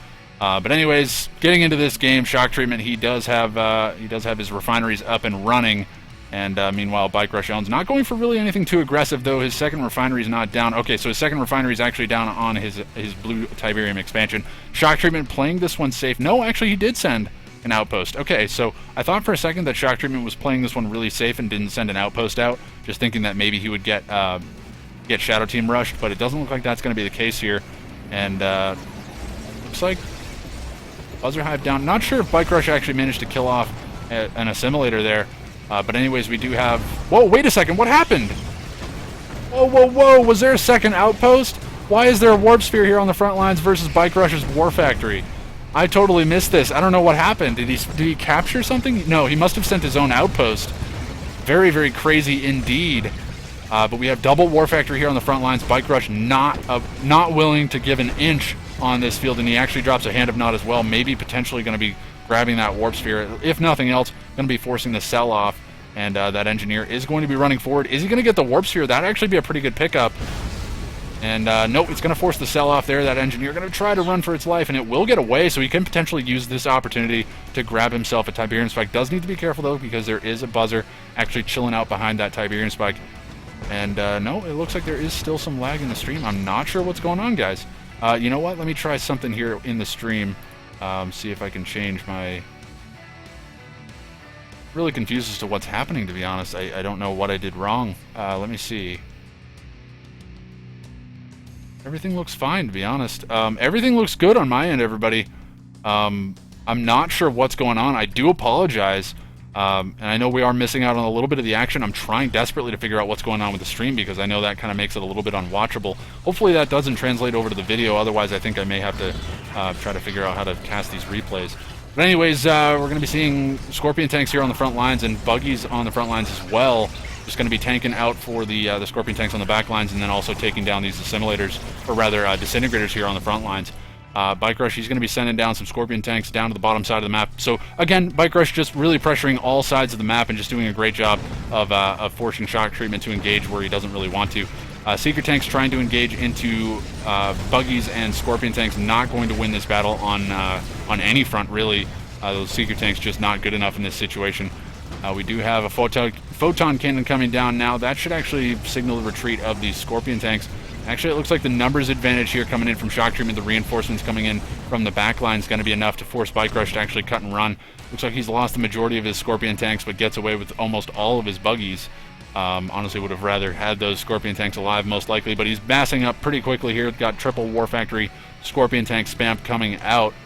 And, okay, so everybody in the chat saying that they didn't miss the game. That's good. That's what I wanted to make sure of. And we do have Seeker tanks rolling through the middle of the map here for Shocktreatment. Maybe going to be looking to put some pressure on this original main base of Bikerush, though I would imagine he would commit some Scorpion tanks down to actually deal with this. It looks like he has spotted it, or maybe just expecting it, so he's actually sending some forces down here to deal with this. Scorpion tanks going to be chasing down the Seeker tanks. They should be able to take them down if they can actually get into range, but needs to be careful not to allow these Seeker tanks to actually focus them down. I think they have slightly longer range. I'm not quite sure, to be honest. It may be equal range. I'm pretty sure Seeker tanks have a little bit more range. They feel like they have a little bit more kiteability here in this situation. They're definitely... they're trading pretty cost-effectively here against these Scorpion tanks, but there's just so many Scorpion tanks. Disintegrators coming out on the front lines as well, unfortunately getting crushed. And it looks like Shocktreatment is being beaten back here. He's going to be losing another Harvester. And all of his disintegrators are being milked the second they come out. It looks like that Harvester not actually even being focused down. Bikerush wants to just commit into killing off whatever he possibly can here. Buzzer just going to be poking a little bit of damage onto that Harvester there down on the bottom right. And Devourer Tank's going to try to hold the line. He's got two Warp Spheres here to try to get the repairs out Looks like he is going to be able to survive maybe a little bit longer here on this field. Needs to get those Scorpion tanks on the front lines. Really needs those guys to be tanking instead of the Devourer tanks. But honestly, the focus fire here from Bikerush is just too good, managing to take out those Devourer tanks. Looks like Shocktreatment has managed to hold the line, has enough economy to actually get 2 portals down, and Bikerush, realizing that he doesn't have any anti-infantry really to speak of, is going to cut and run with the remainder of his Scorpion tanks. A smart move. More than likely going to be seeing a lot of buggies coming out now from Bikerush. Nope, actually it is 4 War Factory Scorpion tank spam. So, I mean, Bikerush, he's doing what Tib Wars players do. That Scorpion tank spam, son. And not War Factory, but MCV going to be rolling through the middle of the map. Looks like he's going to try to put some pressure on this expansion here from Shocktreatment. Does not want to allow him to free farm on this green Tiberium field, especially with the early game advantage that Bikerush has solidified at this point in time. So Scorpion tank's likely going to be engaging into that force once he can actually draw in some forces here with the MCV placement. MCV needs to deploy now. He does deploy it. Disintegrators going to be getting focused down here by the Raider buggies, but the Raider buggies getting focused down by the Devourer tanks. And now the Devourer tanks actually going to be turning the turrets on the construction yard, bring it down to about 2/3 of its HP, but now they are caught out here by the Scorpion tanks, and the Scorpion tanks going to be coming in. We'll have to see, is the focus fire good enough here from Shocktreatment to actually win out in this fight. Devourer tanks pretty good, but against this number of Scorpion tanks and the serious differential between the fire rates here from these units, just going to be reigning supreme here for Bikerush owns, and it's looking like this could be game. I'm not sure how Shocktreatment really recovers now. He's got double Warp Sphere. He's trying to get out Devourer tanks, but really doesn't have the economy to really produce off of this, and those Devourer tanks take a long time to build, and I don't think he's going to be able to hold the line here. Actually, interestingly enough, Shocktreatment, or rather Bikerush, not opting to go for Dozer Blades. I would have thought that he would have gone for Dozer Blades, thinking that he was going to be crushing a lot of Disintegrators here. It seems like he is content with what he's got. Tier 3 going to be getting focused down here for Shocktreatment, and Bikerush owns going to be feeling very good about that. Could actually potentially take down the Tier 2 and just really set Shocktreatment even further behind. But he's taking out Harvesters, and it's looking like Shocktreatment, again, maybe just trying to scratch his head. Actually calls in the Buzzer's Form support power, so obviously not too pleased with how this game's going. But GG comes in from Shocktreatment, and that is going to be it. Bikerush owns, takes the game and the series 3-0. So that's going to be it for that series. Not much more to say beyond what I was talking about earlier. It's just Bikerush. He's just all over the map. He's managing to win out some early game engagements. And Shocktreatment with the interesting move there to actually send Explorers to both corners and trying to put some pressure on early. But honestly, that one Warp Sphere not going to be enough to push Bikerush off of that field. And Bikerush, feeling confident enough, drops a second War Factory on that field, as well as a Hand of Nods. So really solidifying himself in that blue Tiberium field and putting Shocktreatment behind in terms of economy, just because he had to build all that infrastructure and send out an additional Explorer as well. So a lot of money invested did not pay off for Shocktreatment. Unfortunately, he will be departing from the tournament. That will be Bikerush Jones securing himself a spot in the finals. And the finals actually should be coming up pretty soon here. Not sure what's happened on the other side of the bracket. I would imagine actually the semifinals on the other side are probably still underway, if they've even started yet. So we'll check in on that in a moment, everybody. Thank you all for joining us. It looks like we've got about 30 people watching right now. Looks like the lag's actually slowed down a bit. I don't see it lagging so much on my... I'm watching the stream on my end as well, and it looks like the lag has kind of stopped. So I'm hoping that maybe restarting my encoder did fix that. But anyways, we're going to be taking a short break, trying to figure out what's going on with the remainder of this tournament, maybe giving you guys a quick bracket update. We should be jumping into that stuff momentarily, everybody, so be sure to stick around.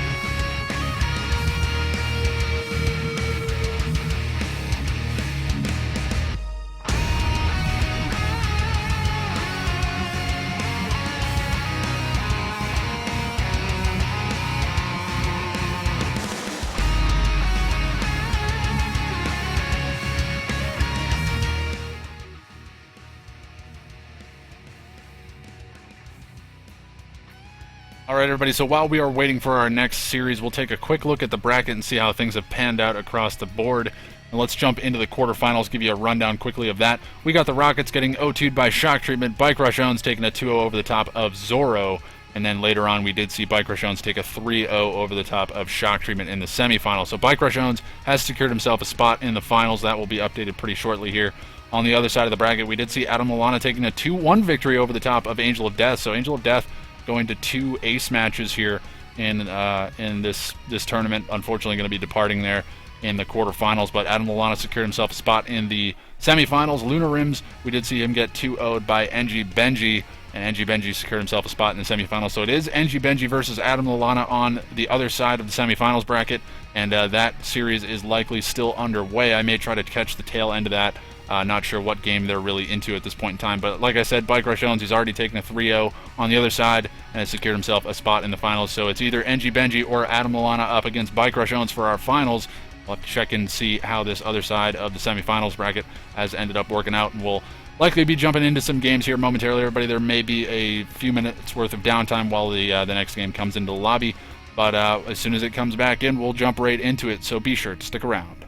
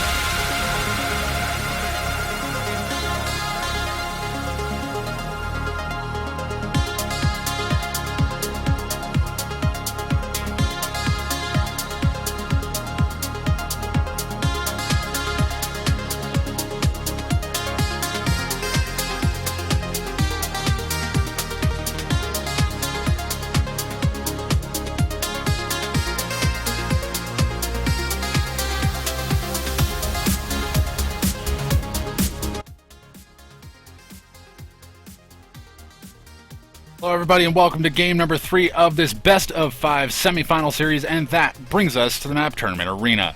And spawning in the upper left hand corner as the purple GDI, we have Enjibenji. And down in the bottom right as the green Skrin, we have AdamLallana. This is game number 3. We did miss the first 2 games, obviously, as we were in the other series, but it is 1-1 for these guys, so it's anybody's series here, and it's looking like it's going to be a pretty standard opener from both sides. Going to be sending their explorers or surveyors whichever it may be for the certain factions, and deploying those outposts at the blue Tiberium field.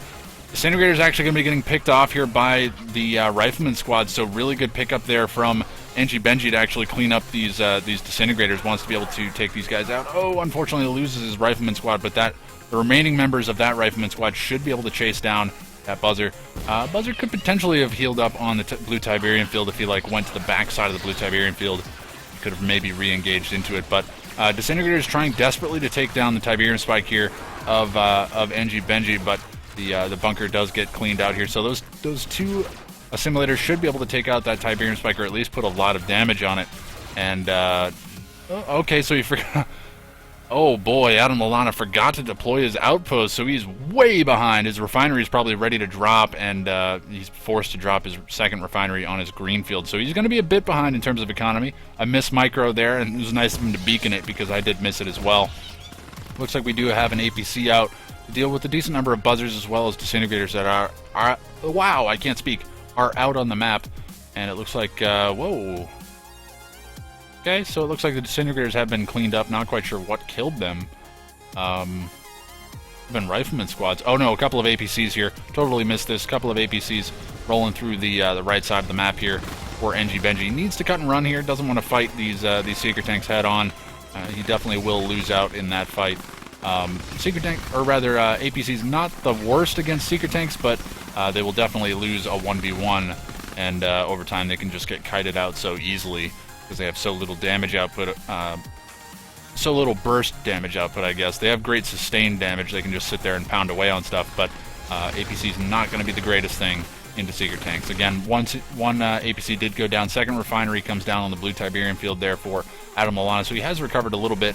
Only has those two harvesters there. Third harvester going to be rallying up there. Another power plant being dropped as well. So these guys are on pretty equal economic footing at this point, but it's third war factory coming down here for Enjibenji. Likely going to be going into Pred APC. Pretty standard stuff here coming in for Tiberium Wars, and obviously base creep pretty real as well.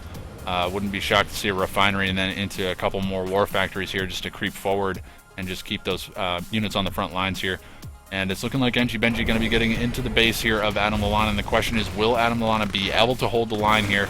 He's pretty far behind in terms of economy just because he didn't drop his refinery on the blue Tiberium field early enough. Great power plant placement there to actually keep his foundry alive. Actually shields out that nerve center as well, so decent power plant placements here coming out from AdamLallana. He's actually doing a pretty nice job of trading into this stuff here as well. Seeker tank does go down, but we do have a Devourer tank out as well. Could potentially kite this one back out and around the Warp Sphere. Not going to be able to do that as we do see the Seeker tank, or rather Devourer tank go down. Seeker tank's getting focused down as well.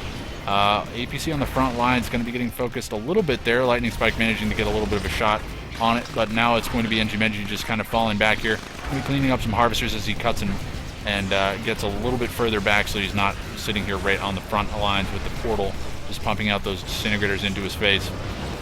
Now it's primarily Predator tanks, actually only Predator tanks here. No anti-infantry here to speak of for Enjibenji, so this is a very difficult situation for him to deal with. He's got disintegrators chasing him down. Eventually they will catch up, and they should be able to take out a couple of these Predator tanks, maybe thin the numbers here, make things a little bit easier for AdamLallana to deal with. Unfortunately now you have an APC, actually only a single APC. No, a second APC is sitting on the back lines. That's a lot of disintegrators, and he doesn't want to be losing this. Could be seeing a mine drop here coming out from these APCs. Honestly, that'd be a great way to deal with that number of clumped up disintegrators, especially if they're just going to keep chasing. Just drop that minefield and kill them all off instantly. But it's looking like the superior numbers here from Enjibenji going to be reigning supreme here. Needs to be careful not to get kited out too hard by these Devourer tanks. Should just probably commit into killing these guys off. He's done a good job of cleaning up the harvesters. Could potentially just turn the turrets and kill that one harvester, just to eliminate that as a threat, and then just commit into killing off the tech at this point. Yeah, he's going to go ahead and kill the tier 3. I agree with that decision. Pretty smart move. Okay, so phase field comes out on the harvesters. Going to be able to keep those guys alive. Should be able to keep them on the front lines, grabbing that Tiberium as well. And GG coming in from AdamLallana. Going to be seeing the fire sale coming out, and that's likely going to be it. Not sure what he's got left for infrastructure at this point in time. It looks like he's just got that foundry. And like AdamLallana going to be sticking with Nod here for game number 4. But anyways, that's going to be it here for game number 3.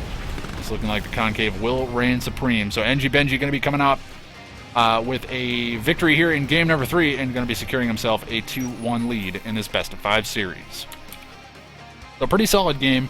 Coming out from both sides. AdamLallana a little bit of faltering there early on, lost his disintegrators trying to harass that outpost, and also was just pressured so hard by the triple War Factory spam. Obviously, not deploying your outpost puts you pretty far behind as well, so AdamLallana really, he was pretty far behind in that game. So the outcome was kind of expected, but Enjibenji really came through and showed that he knows how to capitalize on that stuff. So that's going to be it for game number 3. It is do or die here for AdamLallana coming up in game number 4, and that's coming up momentarily, everybody, so be sure to stick around.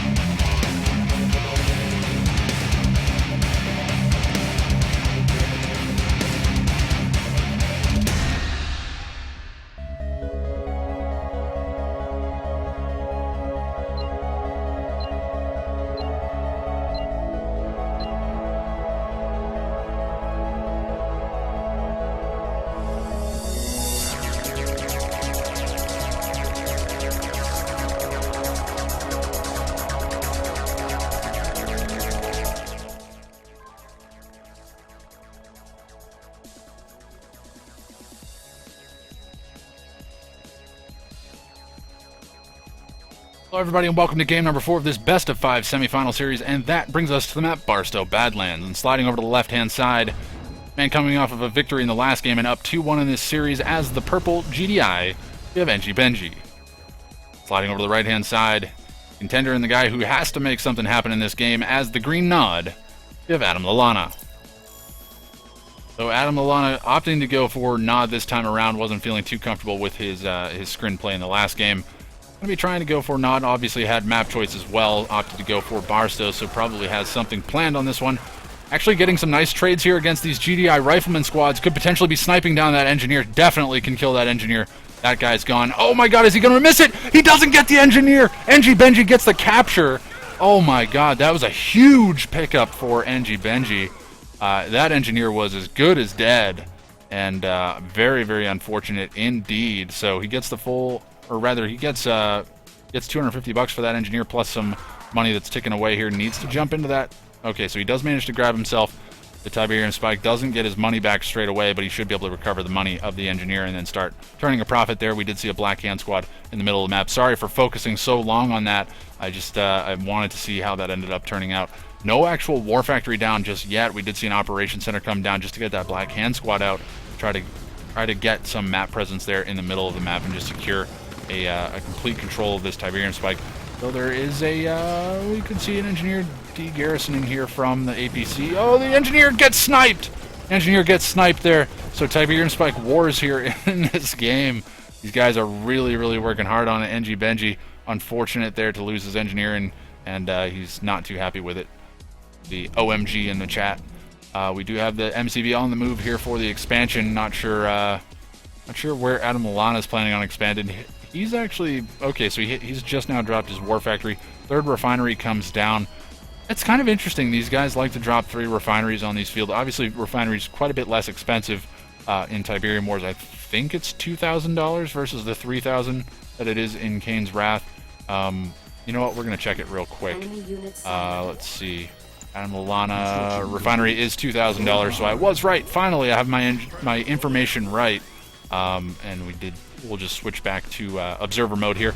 And construction yard here from Enjibenji going to be deployed down on the low ground here, as he's already got that expansion up and running. AdamLallana, it looks like he's content with just sitting in this original main base. He's got his tier 2, potentially tech to tier 3. This is kind of interesting. Yeah, I would imagine that's probably what it is. It's building too slowly to be anything else. So it could be a fast tech into tier 4, into a catalyst missile to deal with the expansion here from Enjibenji, realizing that he's behind in terms of getting his expansion up and running anyways. Wouldn't be the worst thing in the world. But Enjibenji sending a couple of Predator tanks up to the top of the map. So this is actually what we saw him do against Looinrims in the last series that we caught him on, which I think was the quarterfinals. And he's expanded down to the south, going to be base creeping out in this direction here, and then sends a couple of forces up to the top of the map, likely just to put some pressure on up here and just kind of see what is going on. Predator tanks, not too bad. Not great against rocket squads, though, so they need to fall back. Tier 3 is down here for AdamLallana. Could we be seeing a Tier 4? I think that's what it's going to be. I have to imagine that's what it's going to be. It's fast one-clicks here coming out from AdamLallana, realizing, okay, we have a flame tank down as well. Flame tank, where's it going to go? It could have taken out the command post. That wouldn't have been the worst decision in the world. Tiberium silo placement. Great Tiberium silo placement there as it blocks out the positioning there from that flame tank. And that flame tank going to be going down, so a missed opportunity there from AdamLallana. He spent a little bit too much time trying to be fancy with that flame tank, trying to move it around, and wasn't able to really get in. Looks like Tiberium Vapor Bomb going to be coming in, as we do see that coming in. I have to imagine that's what it's going to be. Yes, Tiberium Vapor Bomb does come in, drops down both of those refineries. I think one of them did manage to get sold off. Oh, did he get? Wow, did he get Catalyst Missile back in his main base? So he has no refineries. Must have enough money to build a refinery, though. There it is. Refinery does come down, and oof, man, that was devastating. He lost 4 refineries in that set of one-clicks there from AdamLallana, sliding all over the map here. My mistake. As we do see Predator tanks going to be coming in here, getting nice crushes on this infantry, actually. Doing a great job of crushing this infantry, as there's really no answer here. MCV packs up. Don't know that that was intended. That was definitely a miss micro there from AdamLallana. Maybe just trying to draw some fire. I'm not quite sure, but he took a lot of damage on that construction yard. I can't imagine that that was intended. Maybe it was. Maybe it was just an elaborate bait, like, hey, attack my construction yard, realizing that he wasn't going to lose it. Allows this avatar to get into range, take down the remainder of these Predator tanks, and just eliminate them from massing up into too large numbers. Engineer jumps straight into that MCV. He's going to be getting that guy back up to full HP. Going to be feeling pretty good about that. So, huge harvester queue here from Enjibenji at his expansion. This is ripe for one-clicks, but honestly, the one-clicks are on cooldown. Not quite sure how long it'll be before they're back up and running. Actually, you know what? Maybe he didn't actually go for a Tiberium chemical plant. I think he did, because I thought I saw a Tiberium trooper running around. Yeah, no, I'm sorry, Black Hand Squad. So I'm thinking that must be from the sold off Tib Chem plant. But anyways, not quite sure. I did miss it. Orca's coming in, going to be getting a lot of damage on that MCV. The MCV could be going down. It's unable to deploy. MCV goes down. AdamLallana has lost his MCV, but Stealth Tank getting picked off there as well. Great stealth detection there from those pit bulls. So great transition out from Enjibenji to go for the aircraft. Catches the MCV in a bad position, manages to take it out, and that's going to be stalling the build here from AdamLallana. But AdamLallana, he's got avatars in the expansion here from Enjibenji, forcing these harvesters to fall back. That one harvester going to be going down. No, actually, yes. Okay, so he is going to retarget. Smart move there, manages to take that guy out. It was full of Tiberium as well. And the avatars could potentially go in for the crush, but they can just sit here and pound away on these harvesters. There's really no answer. Orca is going to be forced to respond to this, and the question is, how many of these avatars can they actually take out? I think they've only got enough bombs to take down one of them, so this other avatar can potentially just sit here and continue to snipe down some other units. Smart move to actually take out the avatar husk. Doesn't want to be allowing that into the hands of Enjibenji, and meanwhile he's just going to take out some pit bulls, realizing that he doesn't really have the ability to cut and run here. He's just going to try to take out whatever he can. Smart move. Harvester off the line there for Enjibenji, going to be getting that back to work. The Orca is really starting to pay off here for Enjibenji, really doing some work. I mean, just sniping down the MCV here of AdamLallana. Going to be delaying this build pretty significantly. As we can see, he's only now got his MCV down on the low ground. Meanwhile, Enjibenji, he's got significant advantage here down on the bottom side. Engineer out. What is the engineer for? Oh, the engineers for the tripod husk, or avatar husk rather. Duh. So avatar going to be going over to Enjibenji. Smart move is obviously that's a pretty cost-effective move there to go for $500 engineer to get an avatar, which I think is upwards of like $1,500 or something like that. Maybe less than that. I'm not quite sure exactly what the dollar value of those avatars are. Maybe more expensive than that. I'm honestly not sure. I would imagine it's probably not, because I mean, if a refinery is $2 grand, I can't imagine that those units cost more than a refinery. Anyways, speculating about stuff that really doesn't matter. We have Pitbulls rolling around here, just likely trying to spot out the stealth tanks. Really kind of weary about them coming in, because late game stealth tanks are pretty scary, to say the least. And Rocket Squad's managing to pick up a couple, or rather just a single Orca there. Second airfield comes down, so invested pretty heavily in the airfield move here, and I don't disagree with that. Could potentially go into Firehawks. I'd really like to see that move.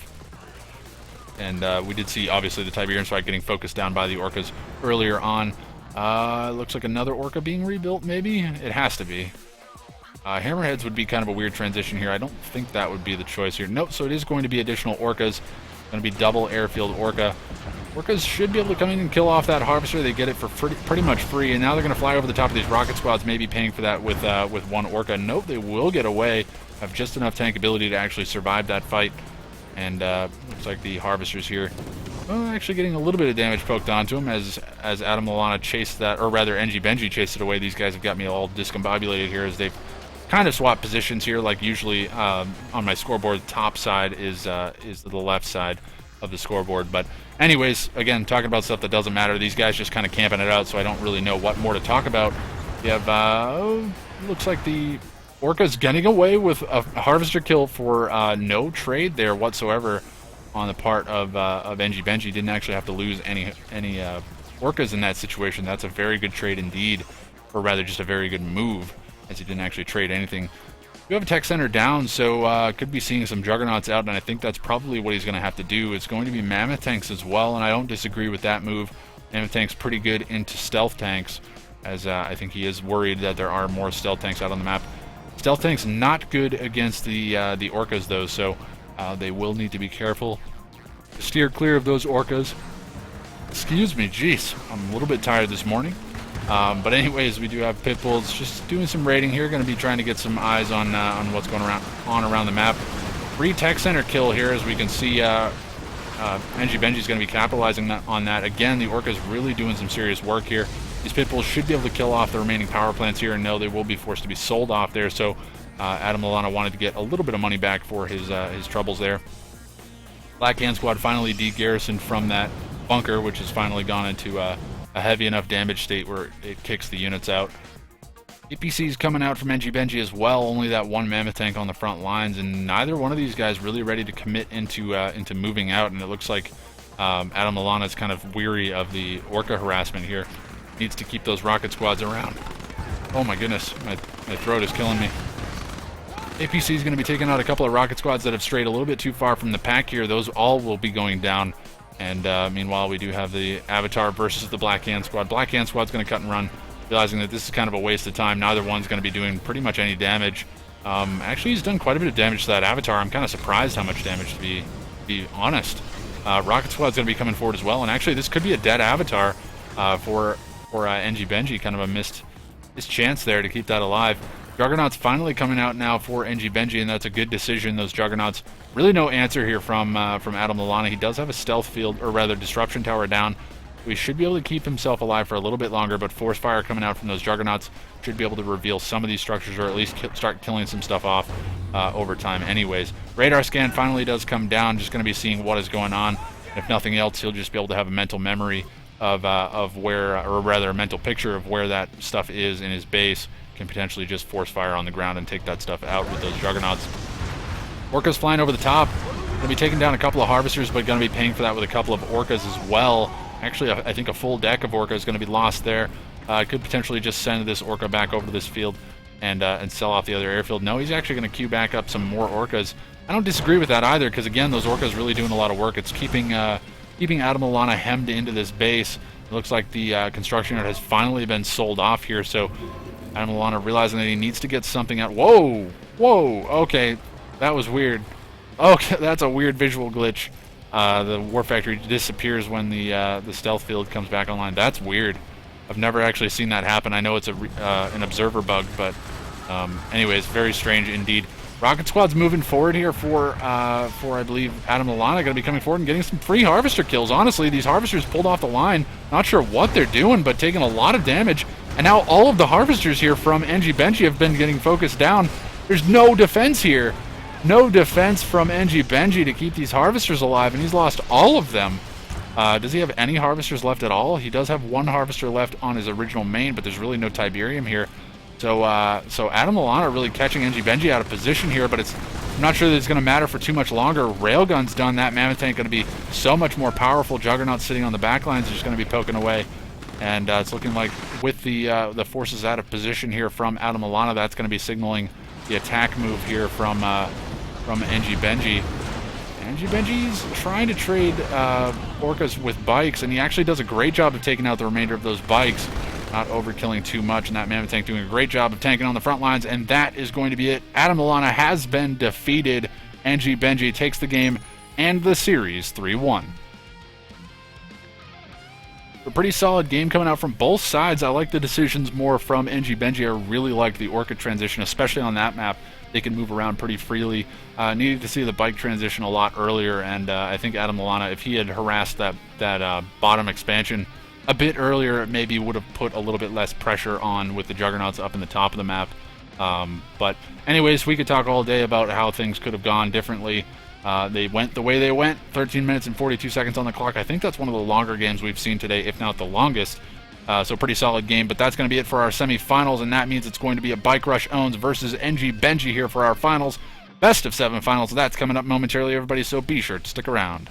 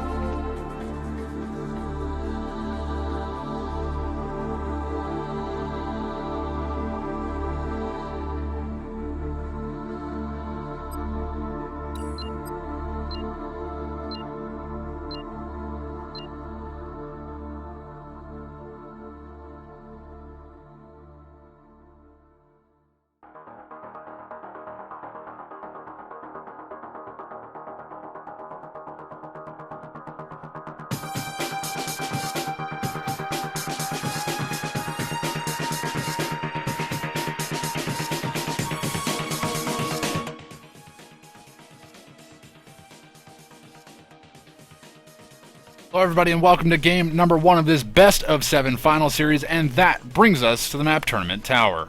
And spawned in the upper left hand corner as the red nod, we have Bikerush owns. And sliding down to the bottom right corner as the purple nod, we have Enjibenji. This is game number 1 best of 7 series, so it's going to be first to 4 games, and we'll have to see who comes out on top. Honestly, I'd give the edge to Bikerush, but we'll have to see. It is going to be a close fight here for this tower, though I think Bikerush is going to get just a touch faster. Oh, it was so close. I think... Wow, his militant squad was so close to getting in there, that of Enjibenji, that all of his units were stacked up on top of one another. I think actually every member made it in except for just one, so that couldn't have got any closer. Honestly, that could have gone either way. So pretty solid pickup there for Bikerush. He's going to be feeling good about that. We'll have to see what else is going on here. And for those of you guys out there watching the live stream, if it is still lagging, I do apologize. Again, there is nothing I can really do about it realistically from my end. Everything is looking just fine from my perspective. I'm getting fine frame rates here. Not sure what is happening, to be honest. I'm not dropping frames. Again, not sure what's going on. I think it's something on YouTube's end. I do apologize for that. We'll have to see. Actually, you know what? I think I'm going to... No, I'm actually not going to stop streaming because, again, I don't want you guys to miss the game. I was going to say I could restart my encoder. I'll restart it after this game, so hopefully the audio is good enough to make it through here with a little bit of lag. I do see my encoder now is doing a little bit of funky stuff. So I think they did something to the YouTube servers that's kind of screwing around with my my connection there. But anyways, not going to harp on that for too much longer. I just wanted to make you guys aware that I am aware of it, and I'm trying to figure out how to deal with it. Unfortunately, I don't have a great way of dealing with it during the stream. Anyways, it is going to be actually an MCV pack up and move forward here from Bikerush, so playing a bit defensive here with his refineries, maybe worried about some early pressure here from Enjibenji. Not sure what he saw that would really warrant that, but anyways, not going to matter too much. Keeping his hand of nod around, that's kind of interesting. Not sure what the plan is to keep... Oh, okay, so he finally does sell that off. Again, I wasn't sure if maybe he was planning on getting out some rocket squads. Probably just keeping it around as like a prophylactic defense. I'm not sure if I even used that word correctly, but anyways, we do have rocket squads coming out now for Bikerush owns. These guys seem to be really kind of weary about pushing too far forward.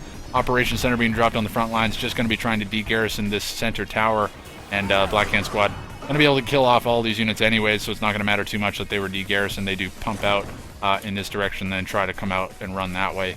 But the Black Hand Squad came in from that direction, was able to kill that off. So pretty nice pickup there for Enjibenji. He's going to be feeling good about it, just getting that center tower under his own control. Actually, no, he de-garrisoned it. Why wouldn't you? Well, okay, so he's going to send this Black Hand Squad up to the top of the map. I don't disagree with that move either. He can de-garrison all the garrisonable structures up there.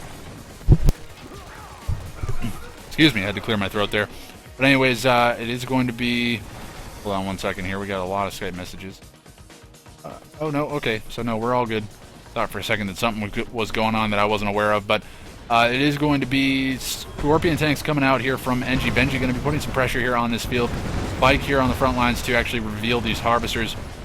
One harvester going down, but going to be trading out a couple of Scorpion tanks to actually take that guy out. Rocket squads on the front lines here for Bikerush owns, going to be able to continue to hold the line against those Scorpion tanks. Whoa, lots of lag. Not sure what's going on. Harvester getting picked off there for Bikerush owns. He's going to be feeling good about this. Enjibenji going to be losing a second harvester as well. Has no real answer to these bikes on the back lines. I don't even know if he sees this yet. He's engaging into the front with the Scorpion tanks, maybe trying to trade harvesters here. But Disruption Tower comes down from Bikerush owns. Going to be able to keep these rocket squads on the front lines, maybe give them a little bit more protection. Harvesters do get all taken out here for Bikerush owns, and the attack bike sitting on the back lines. They've taken out all of the harvesters of Enjibenji, so there's really not a whole lot here from Bikerush owns to hold the line, but he's managed to take out all of the harvesters of Enjibenji, at least on that original main field, and it looks like he's actually going to swing in and take out the harvesters on the expansion field. This is actually pretty massive. If he takes out all of the harvesters, all he has to do is survive, and he's going to be fine. The war factories are not actually queuing anything. Looks like they're actually stalled for cash as well. Needs to sell up all of his refineries, I think, at this point in time, and just rebuild them at this point to get out some harvesters. Bikerush owns really... This is a weird base trade because, honestly, Bikerush, he just needs to survive. I mean, he's lost all of his harvesters as well, but, well, I guess that's a lot of Scorpion tanks. Enjibenji probably feeling okay about this. Needs to be sure not to lose too many of these Scorpion tanks to the rocket squads, so just needs to sit there and continue to crush these guys. But this may be it for Bikerush, to be honest. I'm not sure that he can continue to hold the line. Those bikes obviously not going to be able to trade out. They're trying to put some damage onto the War Factory, or the MCV. Tier 3 comes down. Wow, Tier 3 dropped for Enjibenji. Doesn't actually have any refineries or harvesters queued up. Seems to be really invested in trying to kill off Bikerush. I think this is a mistake because he spent so much time here trying to kill off all of his infrastructure, and he hasn't actually done it yet. But the question is, does Bikerush actually have any funds to recover in this game? I don't know that he does. He's only got about $750 in this game, and he's relying 100% on that Tiberium spike. If Enjibenji catches onto this, he could send some units up there to actually kill off that Tiberium spike. The question is now, will Enjibenji throw in the towel? No, there's no way that he could possibly throw in the towel now. I mean, he knows he's got an infrastructure advantage over the top of Bikerush. Bikerush, what is he going to do? I mean, he's trying really hard to figure something out here, but he's just got no income. He's trying to build a refinery now, but it's just so stalled out. He's doing a decent job of getting that up and running. If he can get a refinery down, he may actually be able to stay alive. He's got a few rocket squads out. He's got a couple of harvesters that are already mined up and ready to deploy. So if he can get that refinery down, he can keep himself alive in this game. It's going to be close. He's going to be able to get a refinery down, so he's not done just yet. And it looks like he's going to drop this refinery on his main field. Actually, there is another harvester as well. So a lot of income coming in from these harvesters now. Should be able to fuel this build for a little bit longer. Rocket Squad's way out of position, in my opinion. Maybe just trying to keep some scouting information. Shadow Team out on the map here for, I believe, Enjibenji? What is this? Oh, that's Bikerush's Shadow Team. Oh, he needs to be careful! Okay, wow, he micros that away. Okay, so that Shadow Team is still alive. It's going to be running around. This is actually a great scouting unit here from Bikerush. Going to be able to see what he's up against. Going to be able to gauge what he needs to build in order to stay alive in this game. But this is a really weird game. Like, these guys ended up kind of trading out all of their harvester, whereas Enjibenji lost every single one of his harvesters. Oh my goodness, my throat is killing me. But refinery's down now for Bikerush. He's not out of this one yet. So Bikerush doing a great job of recovering in this game. He's going to get out an engineer, get a full repair on that construction yard. I agree with that decision. Keep that alive. He doesn't want to be potentially losing his construction yard to a Scorpion tank push, or maybe a lot of harassing bikes, or even a flame tank. Not quite sure what's going to come out of Enjibenji. Knows that there's a lot of infantry out on the map, but he's just not invested anything into to anti-infantry at this point in time, and this is a really big mistake in my opinion coming out from Enjibenji. Honestly, you could bring out a couple of like operation centers at this point, just sell them off, get some Black Hand squads out to really put the pressure on this infantry, because honestly, these rocket squads, even harvesters could potentially crush them, but we'll have to see. I mean, it's going to be forcing Bikerush to really micro around. With the militant squad support are not going to be able to deal with a Black Hand. He's got a lot of infantry at this point in time. Doesn't actually have any infantry upgrades though. I don't know. Yeah, okay, so infantry, no, they do have upgrades. So they have the Confessor upgrades. Doesn't have the Tiberium infusion just yet. May see that in the near future, considering how much he's invested into this infantry. It'll make him a little bit more tanky, and the ability to stand on the Tiberium fields without taking damage. That's actually pretty significant. Harvester off the line here for Enjibenji. I'm thinking that's a misrally. I can't imagine that's what he had intended. But he is mining away happily here. These guys really just trying to build back up. Both were hurt pretty significantly. I would say Bikerush more so than Enjibenji, but it's kind of a weird stalemate. Very, very strange. And looks like the Scorpion tanks are going to come forward now. They should be able to engage into this. Looks like they're just going to take down the Shredder turret. Honestly, it's not the worst thing in the world. Like, if you can just take and... Whoa, wait a second. What are these harvesters doing? Oh, are these harvesters here to take down the infantry when they line up? Oh, that would be an amazing strategy here. We'll have to see. I can't imagine, though. I mean, that's 3 harvesters that are off the line. What is going on here? That's exactly what's going on. The harvesters are here to deal with the infantry, and Scorpion tanks are going to come forward now as well. Harvesters coming in, getting some free crushes off. And it looks like the infantry is actually just going to bypass these Scorpion tanks. No, they are going to turn and fight now. Harvester continuing to get some free crushes. Again, all this infantry from Bikerush, it's just been thrown down the drain. Oh man, this was a missed opportunity here for Bikerush. Obviously, he can't see the harvesters until they're right on top of the infantry, but it's very unfortunate to say the least. Now these harvesters just getting crush after crush on this infantry. Oh, great job with that one harvester here from Enjibenji. Going to be just continually crushing all reinforcing units coming out from that one Hand of Nod. It looks like the Secret Shrine was down. Looks like Tiberium Fusion may be done. Yes, Tiberium Infusion was in fact purchased. That harvester will be going down. Black Hand Squad on the front lines here for Enjibenji. Right, that's the right move. Look at this. Okay, so he's spamming out Black Hand Squads. Exactly what he needs to do. There's no answer to these Black Hand Squads. They're going to be able to tank out the Shredder turrets, and they should be able to take down this base pretty quickly as well. Oh, now the harvesters from Bikerush going to be coming forward and crushing the Black Hand Squads. This is great. The harvesters being used to their full potential right now. Realizing that they can't exactly pull in enough income to be worthwhile, they're just going to come off the line and try to get some crushes on this infantry. And oh, that last harvester does go down. And Bikerush on saying yet again they don't shoot. I'm assuming he's talking about the rocket squads. I would imagine he was probably trying to pick off the bikes. But anyways, we do have the Black Hand Squad coming forward. It is getting focused down pretty quickly here by the Shredder turrets. Interestingly enough, these Black Hand Squads actually taking a lot of damage. They're really not doing too much because, well, I thought for a second that the Disruption Tower was still up, but that is gone as well. So this is a really, really messy game from both sides. Both are trading so well, but like neither one's getting a significant enough advantage to really win out. I'd say Bikerush is definitely behind, but it's hard to tell that he's out of this one yet. Yeah, no, he's definitely behind. There's a lot of Bike Buggy sitting on the back lines that's just going to come in and kill off these harvesters the second they get an opportunity to. There's really no build here from Bikerush either. Doesn't have any production facilities. Likely going to be seeing a Hand of Nod down. GG comes in from Bikerush, and Enjibenji going to be picking up the game number 1 in this best of 7 series. So I have to admit, I did not see this game going that way. Enjibenji opting to give up all of his harvesters for the entire cleanup on Bikerush's own base, and forcing him to sit there and try to rebuild his entire base from just a single Tiberium spike. And he was able to get back into the game, and he managed to trade out pretty well with Enjibenji, forcing him back a couple times. But honestly, the infrastructure advantage that Enjibenji had really reigned supreme in that game, allowing his economy to really flourish over the top of Bikerush. Let's take a look at the resources real quick. Actually, Bikerush had more resources throughout almost that entire game. And I guess that's what happens when you lose all of your harvesters. That's kind of how it goes. You can see the harvesters got sniped at about this point, and the refining just pretty much stalemates. I think that's just honestly the Tiberium Spike economy. Both of these guys on just Tiberium Spike economy for a period of time there, I think. May have been a tiny trickle from some harvesters. But anyways, interesting game. Not the way I expected game number 1 to go, but they put on a show for us nonetheless. And that's going to be it for game number 1. Game number 2 coming up momentarily, everybody, so be sure to stick around.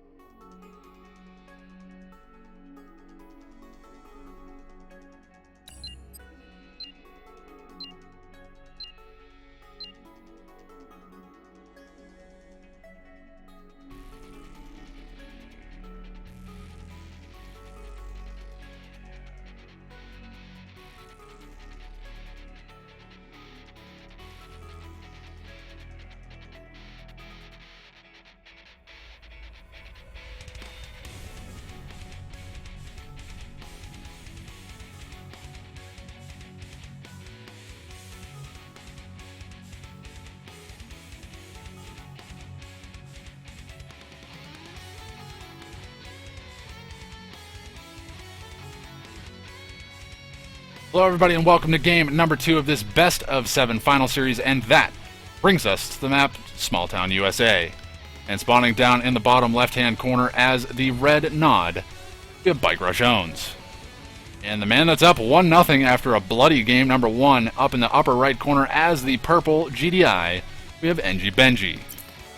Here we go. Honestly, coming into this series, I would have expected Bikerush owns, or rather coming into game number 2, Bikerush owns to be up 1-0, but Enjibenji showing that he can at least make stuff happen here. He managed to pick up game number 1, but I'm expecting a much less forgiving Bikerush here in game number 2. Probably going to be seeing some very, very aggressive play coming out from him, wanting to get himself back in this series. Obviously does not want to be behind 2-0.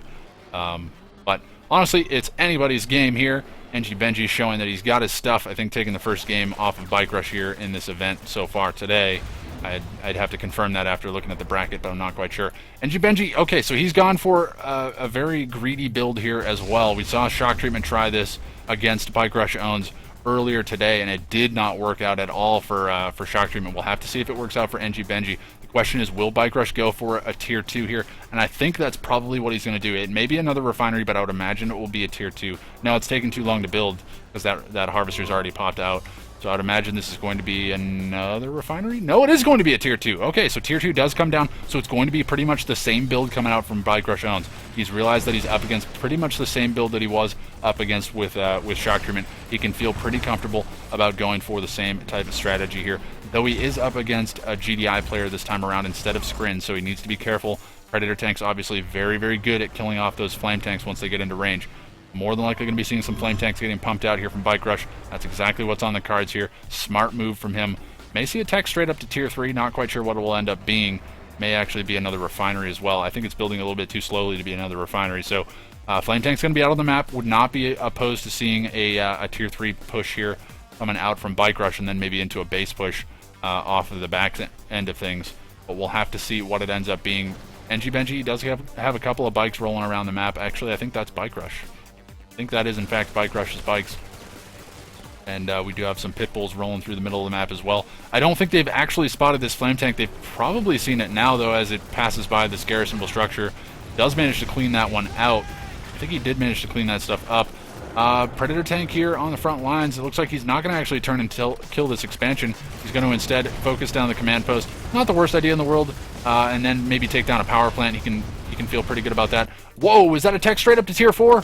Holy crap, straight tech to 1-clicks, manages to take out all the refineries and forces another refinery drop here. Flame tank coming forward here, does finally get picked off, but that's a lot of damage from that 1-click coming out from Bikerush. Black Hand Squad coming a little bit too far forward, and it will get killed off eventually. There it goes. Could have maybe turned and de-garrisoned this garrisonable structure, but honestly, it's not going to matter too much. Predator tanks just continuing to poke away on these structures. Whoa, stealth tanks on the back lines. Bikerush all over the place here. Stealth tanks. We saw flame tanks into 1-clicks, into stealth tanks. This is crazy coming out from Bikerush. Very, very aggressive play. And very risky. Because, I mean, obviously if he loses these units, he's in a bad spot. He is going to lose that stealth tank, unfortunately. He could have taken a pit bull with him, but he did manage to take down a couple of harvesters, so he's going to be probably feeling pretty good about that. Second War Factory comes down from Bikerush as well. Radar scan comes down from Enjibenji. He's going to spot out the expansion. He's going to see that Bikerush is sending his MCV down to the bottom side of the map, so he'll realize that he needs to deal with this. Stealth tanks down on the bottom side, going to be getting some free shots on these harvesters. Managed to take down one straight away. They should have actually fired on this area here, managing to take out a couple of those guys. He has spotted the airfield. Maybe just trying to say that he's seen it. Maybe just wanted us to know that he's seen it. I don't know if he's got something over here that I'm like missing. No, he doesn't have anything over here. He does have sight of it. He can definitely tell that it's coming. And construction yard is down. And avatars here on the front lines as well. And we do have a Hand of Nod being reinforcing units on the front lines. More than likely going to be seeing rocket squads coming out from there. No, it is going to be militant squads. Interesting choice. Obviously up against rocket squads from Enjibenji, but Enjibenji transitioning into aircraft again. I like this move, and he's managing to stifle this base push a little bit. But the question is, will Bikerush actually be able to get out some bike buggy here to maybe deal with this? Avatars coming out. Lots of avatars actually coming out. Second War Factory is sold off here for Bikerush. Interesting choice here. Stealth tank's going to be camping out this airfield, and that's going to be it. That airfield is toast, and now he can actually just focus down the airfield or potentially just take out... no, he's going to focus down the construction yard. Wow, actually these stealth tanks do a lot of damage. Okay, so he is going to turn and fire on that construction yard. More than likely going to be seeing a watchtower being dropped here in the near future. No, it's not going to actually come down. GG comes in from Enjibenji, and that's going to be it. Bikerush with extremely aggressive play, kind of like we predicted. Going to be picking up game number 2. So again, pretty solid gameplay from both sides, but this time Bikerush coming out with the crazy strats, going for a flame tank into fast one-clicks into stealth tanks. So all over the map there with Bikerush, and managed to really put a lot of hurt onto Enjibenji's very greedy, I would say, opening build. We've seen Shocktreatment and Enjibenji go for that same strategy on this map, and neither one was able to make it work against Bikerush. So that's going to be it for game number 2. The series is all evened up. It's 1-1 now, so still anybody's series coming into game number 3, and that's coming up momentarily, everybody. So be sure to stick around.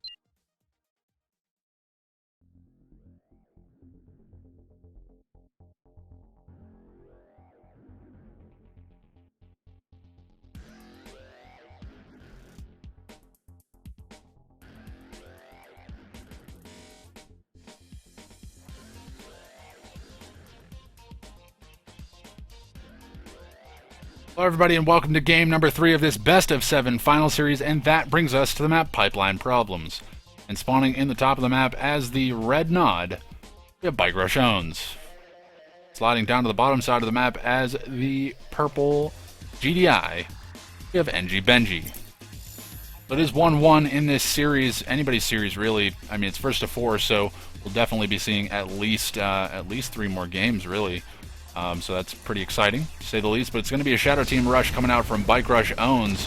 Going to be a lot of Shadow Teams at that. We do have 4 Shadow Teams out on the map. Pretty standard here for Tiberium Wars, as you do get that that additional Shadow Team from selling off the oh goodness, I can't, Secret Shrine. I think that's the word I was looking for. Anyways, it's going to be a fast expansion here to the blue Tiberium field for Enjibenji. Again, very standard build. More than likely going to be seeing those Shadow Teams come in. Could potentially get a crane kill as well as maybe a power plant. If they're fast enough, they could potentially kill that crane before it's able to drop its next structure. I don't think they will be able to, though. Looks like that next structure is ready to drop, and more than likely seeing that there are Shadow Teams, it's going to go ahead and deploy that now. Another refinery does come down. Ooh. Okay, so we did see the... Okay, I don't know about the placement there of the Tiberium silo. Obviously, he was trying to get out some units to try to stave off the Shadow Teams, but he did manage to lose that as well. Harvesters looked like they were going for crushes on the Shadow Teams. Interesting move. Okay, so the Shadow Teams are spotted here somehow. I'm not quite sure how. Maybe he's just expecting them to be staying still. Anyways, Shadow Team still just putting some pressure here on Enjibenji. Meanwhile, let's take a look and see what Bikerush is up to. He's gone straight into Tier 2, and he's got flame tanks out on the map, so not sure. I think that's the first flame tank that's actually come out. Yeah, that's the first one that's come out. May see a second one come out as well. Could potentially kill off that blue Tiberium field very quickly. The second flame tank comes out. Will a third one come out? That's going to be the real question. These Shadow Teams have have hemmed in the forces here of Enjibenji, really kind of stifled the scouting opportunities here. And we still don't have a war factory down from Enjibenji, so really no way to realistically deal with these flame tanks once they get into range, and I have to imagine they're getting pretty close. Yeah, here comes the flame tanks. They should be able to get in and kill these refineries off pretty quickly. There's just no answer from Enjibenji to deal with this. His war factory is going to be a long ways out. It's like whatever he's queuing, it's still halfway out from being built. So great move here from Bikerush to actually keep killing off power plants and just force those war factories to be denied.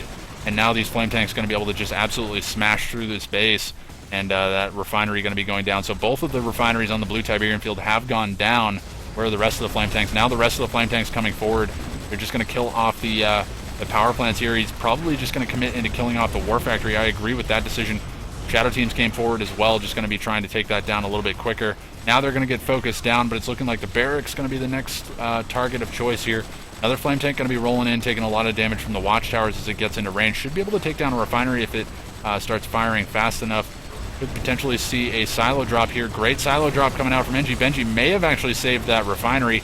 I don't think Bikerush has got enough damage output to actually take that down, but he's done a lot of damage at this point. Enjibenji is trying to recover now. He's got his refineries up and running, or rather trying to get it up and running on the blue Tiberium field. Militant squad in the mix here, trying to take out the barracks. Looks like they may be able to take down the barracks. Forces the sell off at least. I don't know about the choice to sell that off. He could have just repaired it instead, got some more rocket squads out. Tier 2 is still alive here for Bikerush. May actually see a tech into Tier 3 into one clicks again. And just add insult to injury in terms of economy here. But honestly, he needs to get his economy up and running. I think if he stays running the way he is for too much longer, he's going to be in a tough spot. Only 2 harvesters on that green Tiberium field. Blue Tiberium field is pretty much still, well, it's still definitely a field to be harvested. He's long distance harvested it.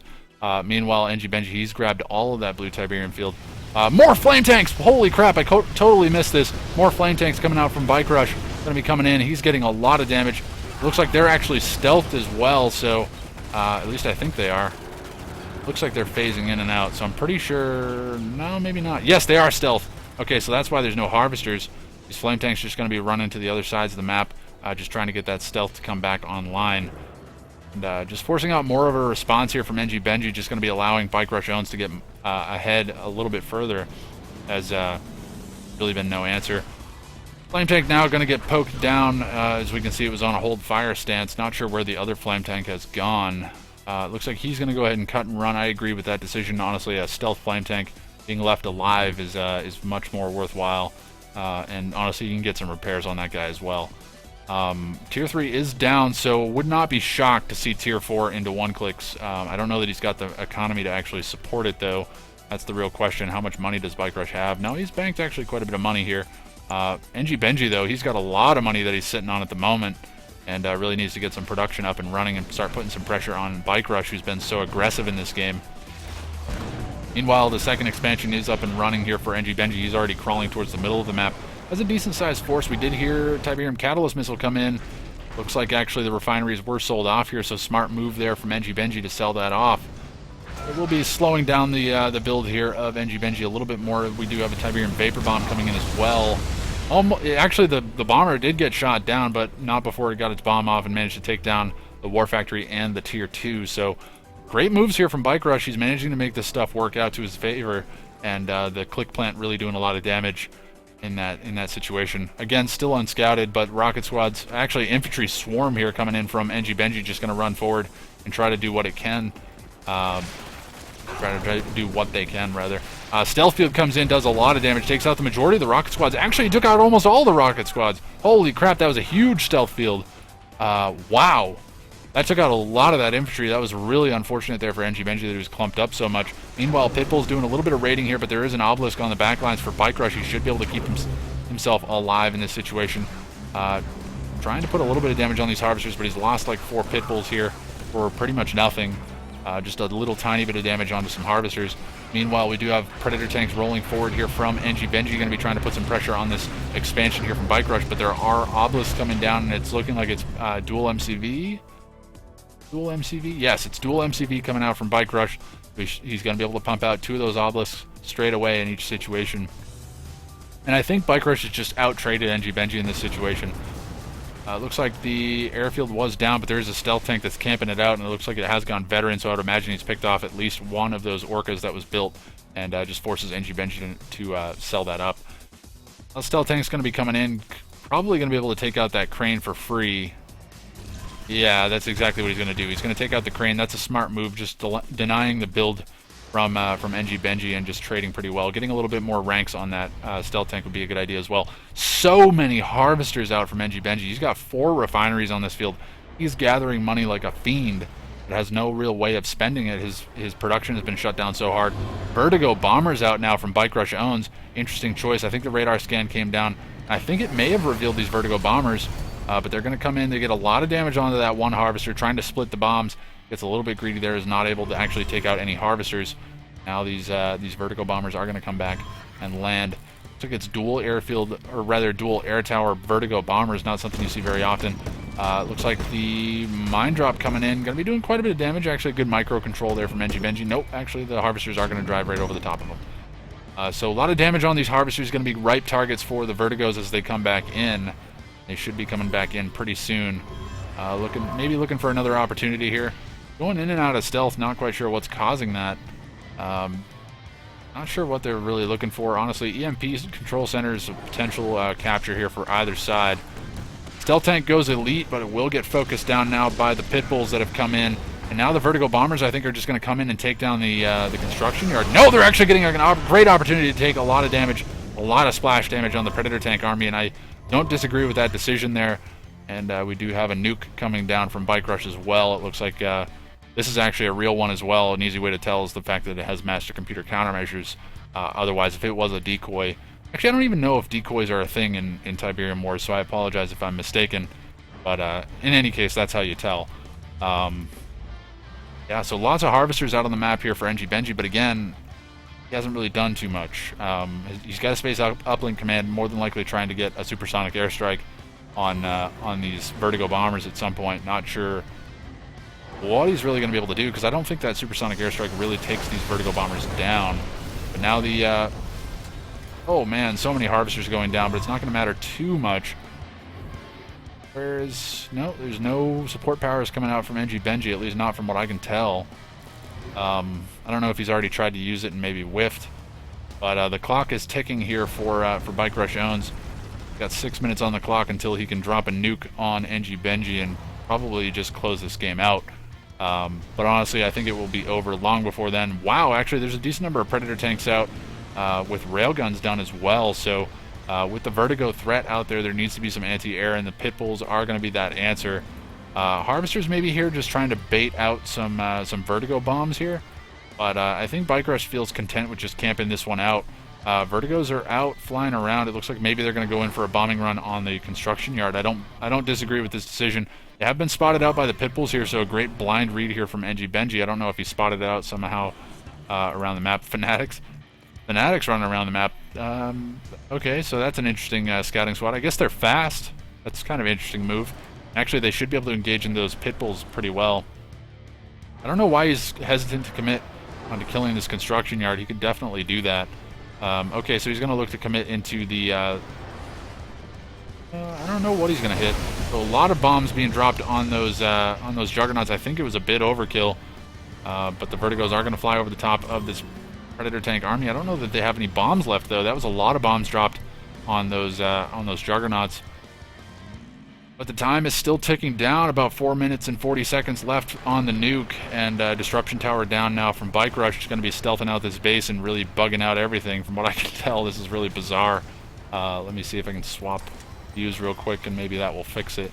Nope, did not fix it. I think that's actually may have been what broke it in the first place. But anyways, won't worry too much about it. Enjibenji, again, he's got to make something happen here in the near future, but it's a very tough spot that he's put in because these disruption towers just make it so hard to siege this base from long distance because you can't see what is going on here. Third disruption tower comes down as well, and there's not a whole lot in the way here of defense here from Bikerush. He does have those Vertigo bombers, still has 8 of them as well, so that's going to be a lot of damage output once he gets into range. Minefield comes down, but complete whiff there, unfortunately, for Bikerush.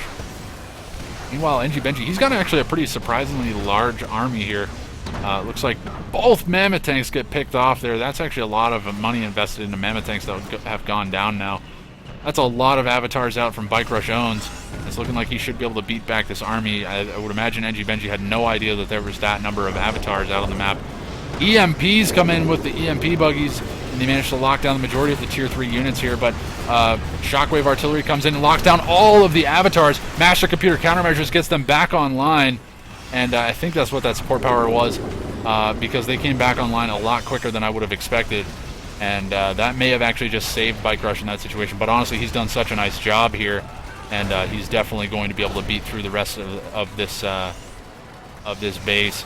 Vertigo Bombers just adding insult to injury, going to be coming in and bombing down the remainder of these mammoth tanks. GG comes in from Enjibenji, so we're not going to get to see that nuke fire off, but that's going to be it. Bikerush is going to be up 2-1 in this best of 7 series. Honestly, just good play coming out from Bikerush. He probably could have ended the game sooner, but he played it safe. I don't disagree with his decision to actually just camp that one out. Sit there with the super weapon, put the clock on Enjibenji, force him to engage, and then get a favorable trade there in that situation where he had all those avatars that were stealthed out. So and he was doing a great job of trading, or rather just taking out units with the Vertigo Bombers. So great job from Bikerush Jones. I like that game out of him. He's looking in much better shape than he was in game number 1. And we'll have to see if he can continue that trend here in game number 4, which should be coming up momentarily, everybody. So be sure to stick around.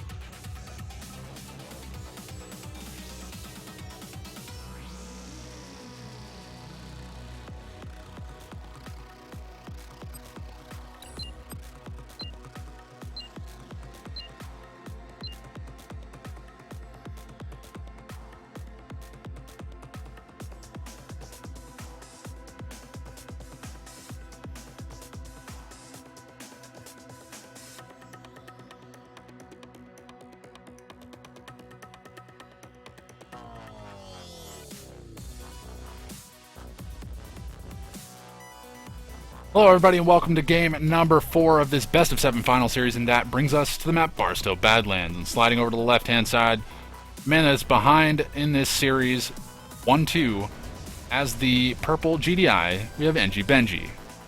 Man that's up 2 games to 1. On the right hand side as the red nod, we have Bikerush owns. So Barstow Badlands, an interesting map. It's going to be GDI versus Nod here, and it will be the early advantage to Enjibenji here in terms of his scouts getting into place, and obviously getting out an APC engineer to grab this Tiberium spike eventually. Shadow team is out on the map though, so Bikerush, he seemed to be content with going for that shadow team. Has not been spotted yet. He's looking for an opportunity to kill off the engineer, and that's exactly what he's going to get to do now. Kills that off straight away. Now he should be able to cut and run, and they run so fast there's just no way to keep up with them. So risky move there from Enjibenji to actually send his engineer without an APC up through the middle of the map, and now there is a shadow team running around the map that could potentially kill off any follow-up engineer here out from Enjibenji. So he's just going to have to concede that Tiberium spike for the time being. Bikerush may actually send out an engineer of his own, but maybe a little bit weary of an APC coming through the middle of the map. That's obviously a threat that he has to deal with. But meanwhile, we do have Bikerush. What is he doing on the backside of things? Is he going to go for an operation center? I think he's gone for an operation center first in like pretty much every game. No, it is going to be a second refinery, so playing this one a little bit more standard this time around. Obviously, we did see the shadow team come out from him, but that's not terribly crazy, and it's not like a huge investment in some early game options here. Looks like he's going to run forward with this shadow team, try to get some scouting information. Probably just going to set off a bomb on that war factory. Do a little bit of damage. If nothing else, force him to repair that up. But not a whole lot more to be said right now. It looks like the foxhole from Enjibenji managing to poke down this this bunker here from Bikerush, and I don't know if that's just the superior line of sight from the rifleman squad, or if like those bunkers actually have superior range over the, or rather the foxholes have superior range over the bunkers. Anyways, talking about stuff that doesn't really matter. Bike's kind of floating around the map here for Bikerush, maybe looking for a pitbull scout coming out from Enjibenji, but he's not going to be able to find one here, as there actually isn't one. It's not from what I can tell. Again, pretty standard Enjibenji. He likes expanding down to the south from what I can tell, and that's exactly what he's going to do. And more than likely just going to be getting up some refineries and whatnot. Would like to see an air transition out of him again on this map. I think it was really, really good the last time he did it. And there was a beacon that came out. Not sure what it was, though. Okay, so there's an APC engineer down in the bottom right corner. It looks like he was maybe trying to be sneaky about that. I did not see that at all. So good read from Bikerush to actually make sure that he's able to pick that off. And that's likely what the bikes were actually for, not so much to deal with pit bulls, but more to catch out APC engineers that would likely be coming out. We haven't seen a lot in the way of APC engineers here today, which is kind of surprising considering how prevalent that strategy is in Tiberium Wars. Very, very good early game cheese, but obviously not pretty good about dealing with it with the bikes, and obviously Scorpion Tank's very good as well. But now the bike's going to be coming in, adding some pressure to these harvesters here. Going to be forcing the harvester to come off the line. I think it came off a little soon there. He could have probably kept it out there for a little touch longer, but no, that harvester, whoa, he's actually running away from the war factory. I don't know about this decision. Okay, so kind of weird pathing there for that one harvester, but likely focusing elsewhere. Now the Scorpion Tank's here from Bikerush. Jones just going to be sitting here and milking this this war factory. The second unit's come out. Enjibenji's in a tough spot here. I don't know how he really recovers in this situation. It looks like Bikerush is just going to continue to trade cost effectively here. Going to be taking out Predator Tank after Predator Tank as they stream in one by one. And now the remainder of these Predator Tanks are getting cleaned up. Looks like there is a harvester that's managed to come out on the front lines. That's under fire pretty soon. GG coming in from Enjibenji, just realizing that there's really no realistic way to come through with a victory in this game. And Bikerush is going to be up 3-1.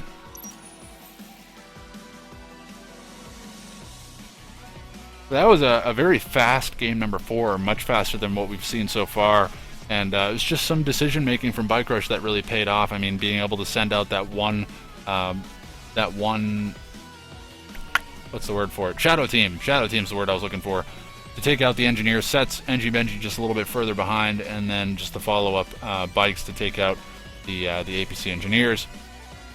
And then just obviously following up on the harassment by taking out the expansion. So smart moves there from Bikerush. Manages to secure himself a quick game number 4, and he puts himself up to match point for game number 5. Just needs to close out one more game to be claiming the victory here in this tournament. We'll have to see if Enjibenji can make something happen here.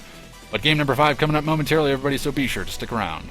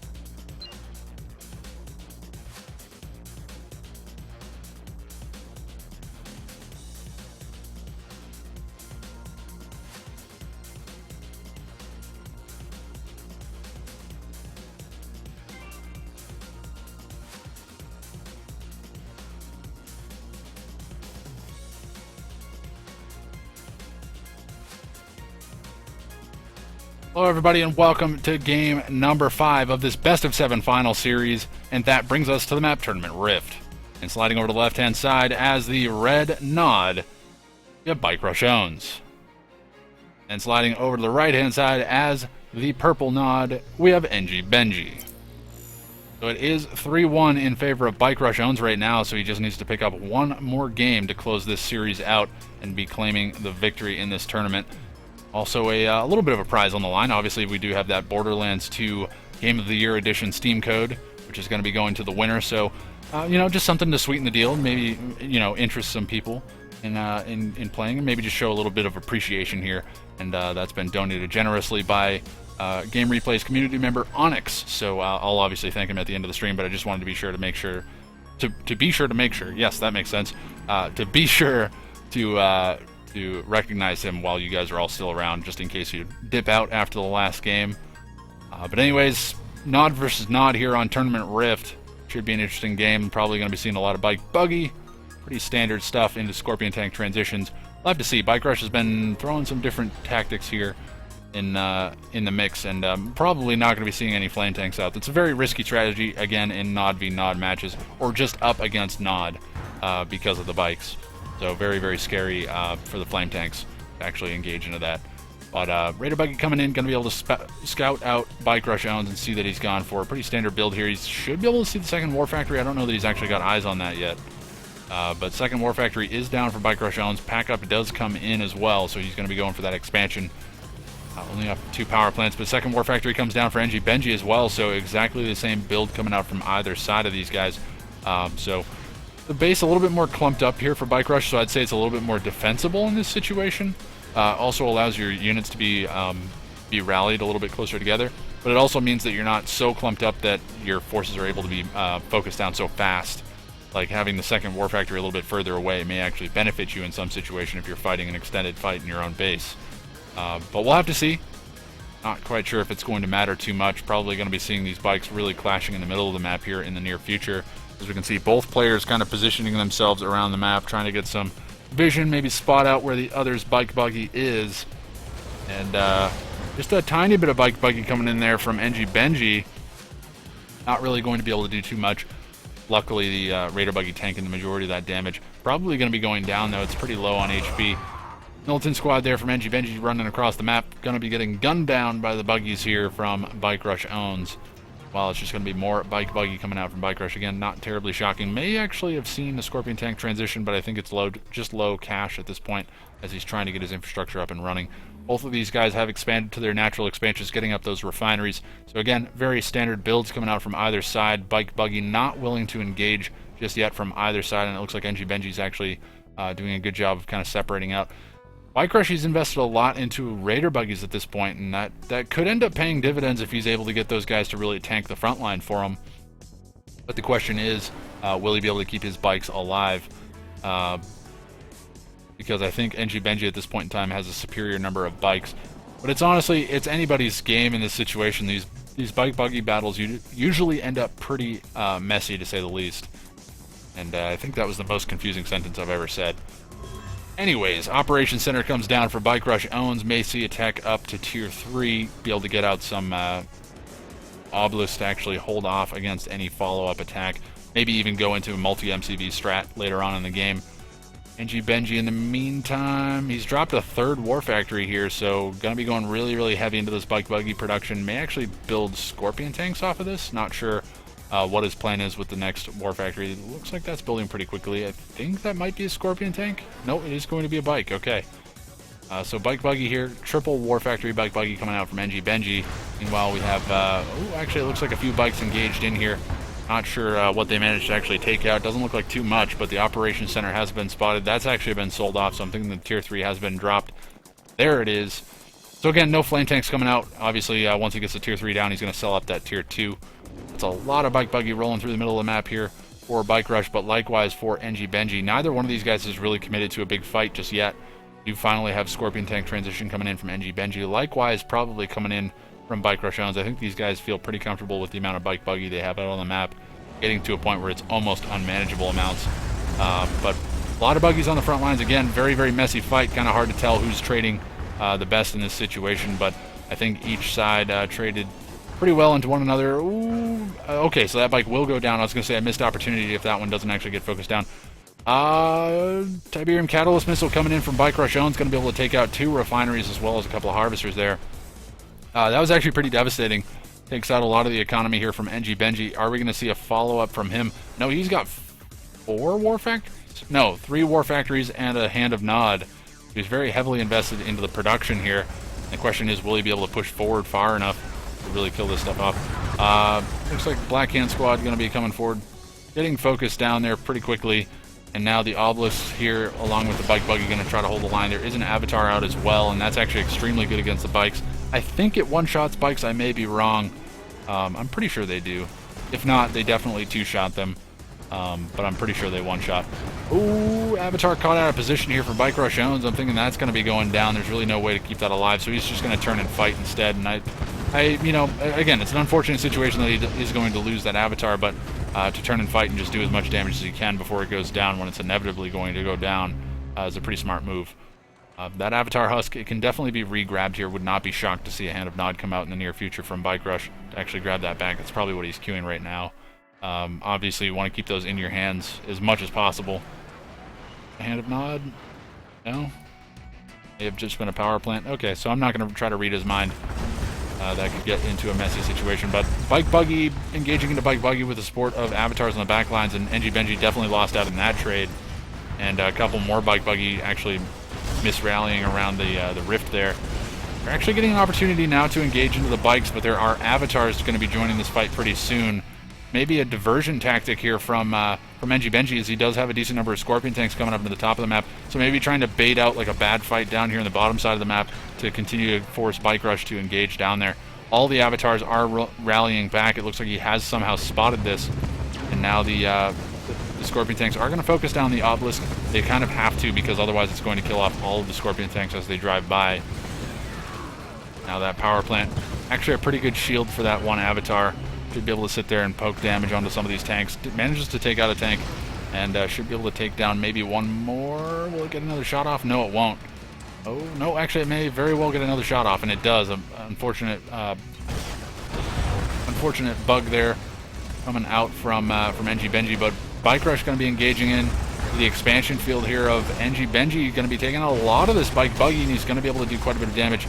Some harvesters here in the near future as well. If nothing else, he'll force out a lot of response here from Enjibenji and may actually force him out of position. He does manage to take out another harvester. There's probably another harvester going to be going down. There's really no answer to this Bike Buggy here from Bikerush, and he is going to cut and run now, realizing that the bike numbers have been thinned so significantly. He is going to run out of here. He'll be able to take down a Scorpion tank on his way out, forces the sell-up of a couple of war factories here. Actually, both of the war factories being sold off. I don't know about the choice to sell off both of them, but one of them for sure. Like, this harvester could probably be saved if that war factory was still here. Could sell off a refinery for sure. Doesn't necessarily need 2 of those kicking around. Avatar's out on the map here for Bikerush. He's going to creep towards the middle of the map. This is kind of interesting. Okay, so he's got a construction yard here. Yeah, he is going to go ahead and creep. So he's got double MCV by the looks of it. Yep, double MCV coming out from Bikerush again. Oh, triple MCV coming out from Bikerush. Is there another one? Well, he likes to go with like crazy numbers of MCVs, but he definitely has triple MCV at the time. At this point in time, rather. And he should be able to drop a decent number of obelisks on the front lines here if he wants to. And yeah, Enjibenji going to be seeing all these refineries coming down, and he can see exactly how many MCVs he's up against, and he realizes now that he just doesn't want to fight in that situation, knowing that there's probably obelisks ready to drop, and he's absolutely right about that. Another MCV comes out for Bikerush Owns. So we've got 3 MCVs for... Another one further forward. So there's 4 MCVs now for Bikerush, probably queuing another one going Bike. He's just going to spam out MCVs now. Okay, so it's looking like it's just going to be MCV spam coming out from Bikerush. Meanwhile, Enjibenji gets a harvester kill here at the blue Tiberium field from Bikerush, but meanwhile, Bikerush, he's going to be spotting out what's going on here down in the bottom of the map, seeing that there is an MCV down here. And there's just so many refineries. He's going to be able to completely gobble up this field, no problem whatsoever, and just continue to press forward. Honestly, could continue just base creeping, I think, all the way into this base. Not sure if he's really wants to invest that much money into the base creep. Could just send one of those MCVs forward. Get all these Hands of Nod. Okay, so Bikerush is trolling at this point, realizing that he's kind of won the game. It's just a matter of time. And we've got Hands of Nod all over the place here. Just spamming out units. So, okay, so he's going for style points now. Just look at this infantry spam. You don't ever see this. I'll clear the screen so you guys can see all this stuff. This is just nuts. This is classic bike trolling here coming out in this game. But anyways, getting back to things here, it looks like the infantry swarm coming in from Enjibenji going to try to engage into this base, realizing that they can't really fight it. They're going to go ahead and cut and run. And I don't think he's spotted out this infantry swarm here from Bikerush. Maybe he's just trying to turn the map red, like the mini-map. He's just trying to turn this red. That's why he's got all these units out. But, yep, Tiberium Infusion going to be coming online. Confessor's probably going to be on the way as well. So much money invested in this infantry. And I would imagine he's probably just looking for the reaction cam from Enjibenji. Like, what's he going to say when he sees this? I don't think he's actually seen it yet either. But this is going to run across the map now, and the jig is going to be up here for Enjibenji. Pretty soon all of this infantry will start swarming forward. Hands of Nod being dropped on the front lines, just going to continue spamming out more and more militant squads. And it looks like Bikerush is content with just winning this game through sheer spam. Not much more to be said, to be honest. I'm pretty sure this game is over. I mean, it's lagging so hard because there's just so much stuff on the screen. I mean, look at the lag, it's ridiculous. Oh man, Bikerush, that is crazy. So I'm sure Enjibenji sees it at this point. Like, look at this right here.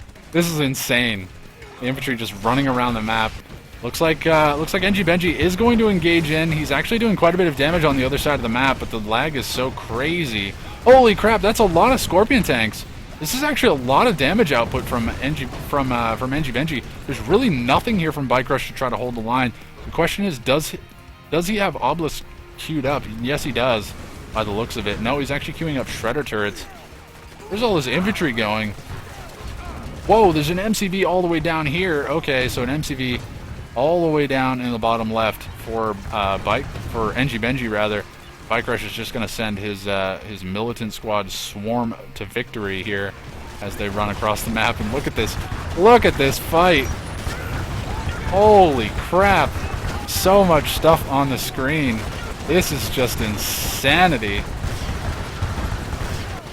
Bikerush owns definitely going to be winning that fight for a fact. And then on the other side of the map, just the spam is just too real for me in this game. It's literally just too real for me in this game. I can't handle it.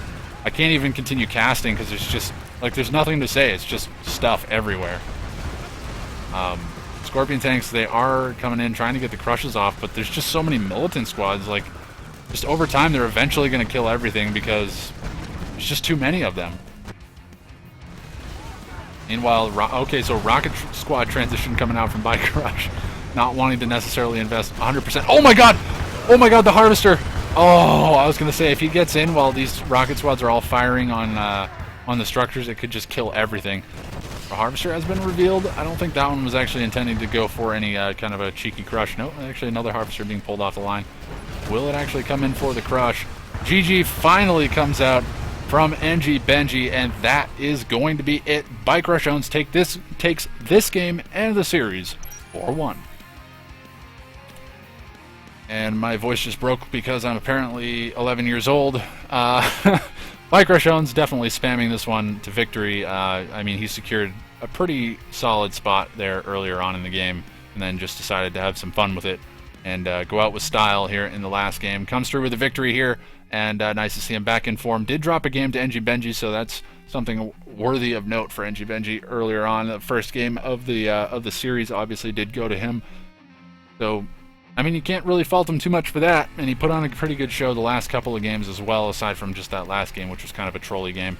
But solid game out from both sides, and Bikerush is going to be claiming the victory here, and Enjibenji going to be coming in second place on top of that. And I think after that, I think AdamLallana did succeed the second, or rather the third place matchup to Shocktreatment. So I'd have to check in on that. I'll check in with the tournament officials. Let me just save this replay real quick before I forget, and then we'll do our customary closeout here.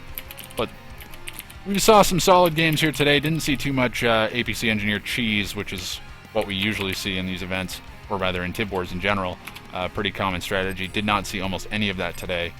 So very interesting. Got to see a wealth of strategies, and obviously we got to see the most spammy game I think I've ever seen in my life for our final game. But anyways, solid set of games here. It looks like we've got up to about 50-something people watching. Let me check what the control room actually says here. But yeah, we got up to about 52, which I think was just the tail end of the series. So solid game. Hope you guys had fun watching it here. Obviously, Bikerush is going to be claiming the victory, and he will get the Borderlands 2 Game of the Year Edition Steam key. That will be going over to him. I think Angel of Death just mentioned that he's going to be sending that to him via PM. And then Enjibenji taking second place. After that, I believe we did have Shocktreatment claiming a third place victory, as I do not see AdamLallana anywhere in the lobby. So I'm assuming that to be the case. I may be wrong. I do apologize if I am wrong. So it would fit in with kind of what I say on a normal basis. Doesn't make any sense. Anyways, that's going to be it for me here today, folks. I hope you all had fun. I know I certainly did. We got started a little bit later than I would have hoped, but we definitely did have a good set of games here today. And I know that Bikerush put on a good show for us today. I think his stream got up to, I think when I was over there just a second ago, he was up to about 130 people watching. So that's pretty cool. Don't know if he has any bots or anything like that, but I know he does have a decent stream following at this point in time. So solid effort there from him, and he gets to claim another victory. So I hope you guys all had fun with the cast here today. I know I certainly did. Thanks again to everybody that participated, as well as all the tournament officials, Angel of Death, Toxic Shock, for doing all the hard work that those guys do, and obviously again to all of you viewers out there for watching. I hope you guys had fun. I know I certainly did. Looking forward to some more tournaments coming up in the near future. We got some actually really fun stuff for you guys coming up in the very near future, provided that we can execute on it. We got some really fun stuff coming up for the holidays, so bunch of fun stuff coming up. I'm getting rambly because I'm hungry. That's going to be it for me today, everybody. Thank you all very much for watching, and I will catch you all next time.